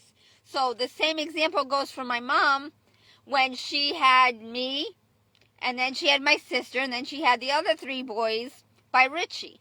Me and my sister had different fathers, different from ourselves. I had my dad. I didn't have him, but my mom had me by my daddy, and then had my sister by her daddy, and then my mom had her 3 boys by Richie. And we all had a fucked up life because my mommy and Richie were not equipped and established, ready and prepared. They were not tamed and disciplined. They didn't have everything that was required and needed. And they abused, abandoned, forsaken, neglected, rejected. They had misplaced priorities. Richie never wanted to have kids, or to have the responsibility to take care of kids, because he had 9 or 10 children from another 2 or 3 women before my mommy. And she knew that neither the moms of those children or Richie took care of their kids because they were both alcoholics. So the kids suffered. Now, when they grew up and they found out that Richie was with my mom, they thought he was being this perfect dad to me and my sister. No, he was not a dad whatsoever. He came in as a snake, and he took our mom captive and hostage and manipulated and womanized her. And then it made her not take care of her duty and responsibilities to her children, me and my sister. And then they went on and had children, had 1 boy. And then my mom lost me, my sister, and him. And then she had another one while we were all in foster home and adopted. And then she gave up the second one for adoption. Then 2 years later, 2.5 years, she gave birth to another boy, which she kept, but he had a fucked up life. And then my mommy and Richie didn't take care of him correctly and properly. So God's saying, okay, so these people are telling me, okay, they're popping out kids like they're candy or like they're lollipops. But they don't take care of them. They don't provide for them. They don't do this. They just give them away. So now, God's saying, okay, that's how this one wants their kids to be taken care of. Without food, without what they need, and to be given to this one and that one, this one and that. So me and my sister were never stable. Even in foster home, because we were in like 2 or 3 or 4 different foster homes. Because when we were with our mother, we were in and out of apartments. Or my mom left us with this one and that one and this one and that, because she ran off with Richie and Richie manipulated her. Or it was easier for her to go with him and forget about her responsibilities to her children. Okay, but now, okay, let's say now all of you people are working these jobs to take away these kids and think you're doing the right thing and thinking you're doing a great job for society and for your family, when you don't even know what's going to come of all this chaos. So the jobs that all of you were working or are working or were, okay, no, they're not. That's why they're called jobs and works of iniquity, because the outcome and result doesn't equal to much. And it doesn't equal to, what's the opposite of iniquity? Equity, right?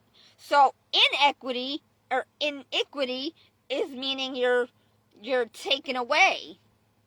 So how can you think you're doing a good thing for this country and the human being race, or the human race by taking them away from their roots? But see, the children don't understand, or sometimes the children do understand the roots are bad. But they're thinking, okay, we're just going to be separated, but we'll be put back with our roots. So now what happens? When you take something from the roots, what happens? When you take an apple away from the tree and the roots of the tree, what happens? It doesn't last long, right? Okay? Like I buy the produce from the store. It's already halfway spoiled. Okay? Then I take it in my hot car with the moisture, humidity, and the rain, and it's sitting in a puddle of water on my tote, and then the heat and the moisture, and then it gets fungus and the buggies are eating it. I throw it out. It doesn't become any good to me. So now it was supposed to be a good thing. Now I spent money on it thinking it was going to do me good in my health. But you know what? I didn't get to eat it for it to do good health or give me good health.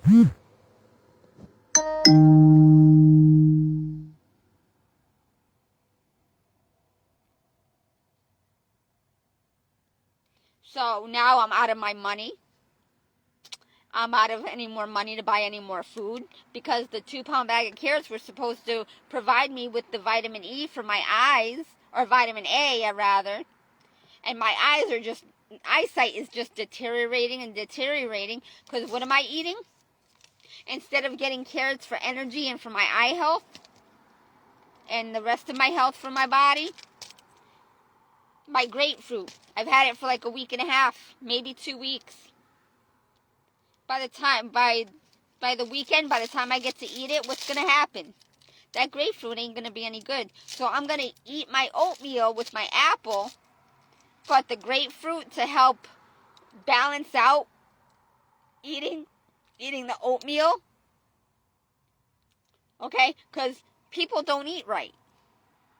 Okay? So we're not getting the right proper nutrition. We're eating too much of something and we're not getting the other types of foods that we need.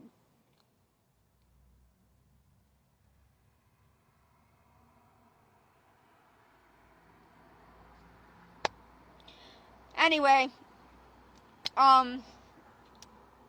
like I said, Lord, thank you for my son Brandon. I hope and pray you continue to help me keep him safe from any and all harm, risk, injury, danger, trauma, sickness, disease, internally, externally, heart, mind, body, and soul. And I hope and pray that you rebuke any heathens, hellions, minions, demons, and trolls that are trying to bring forth any traps and snares of evil works, or evil works of any traps and snares that may try to bring forth any harm, risk, injury, danger, trauma, sickness, disease, internally, externally, heart, mind, body, and soul, against me and my son or towards me and my son. I hope and pray you rebuke that and let it be like a boomerang off of me and my son and bounce off of us and back onto them and their families, so that they will think twice from plotting any harm, risk, injury, danger, trauma, and all that other stuff against anyone. For that if they know that if they do, that whatever they do to others will bounce off of them and back onto them, they will think twice about doing something bad to others. And instead seek and ask and knock for the truth and way to life, and seek the higher power for guidance, direction, and leading in their lives to get them what they need the right way without hurting themselves or others. In the name of Jesus, do we all agree? And if it's not possible, that may the Lord bring forth a system that is not flawed and faulty, that is not non-conducive with much jobs and works of iniquity. And that's what the next step needs to be done. Once God gets the majority of people, or once the kingdom of God is more than the kingdom of the devil, or more than the devil's kingdom, and we can begin to do the works that we need to do, which many people don't want to do because they think it's going to be slavery. Okay, they think they're going to be slaved or enslaved, which is what we're being done now. But if you understood what God's kingdom was, it's not going to be like it was in the past. Because we have grown, we have advanced in our understanding and knowledge of the truth and way to life.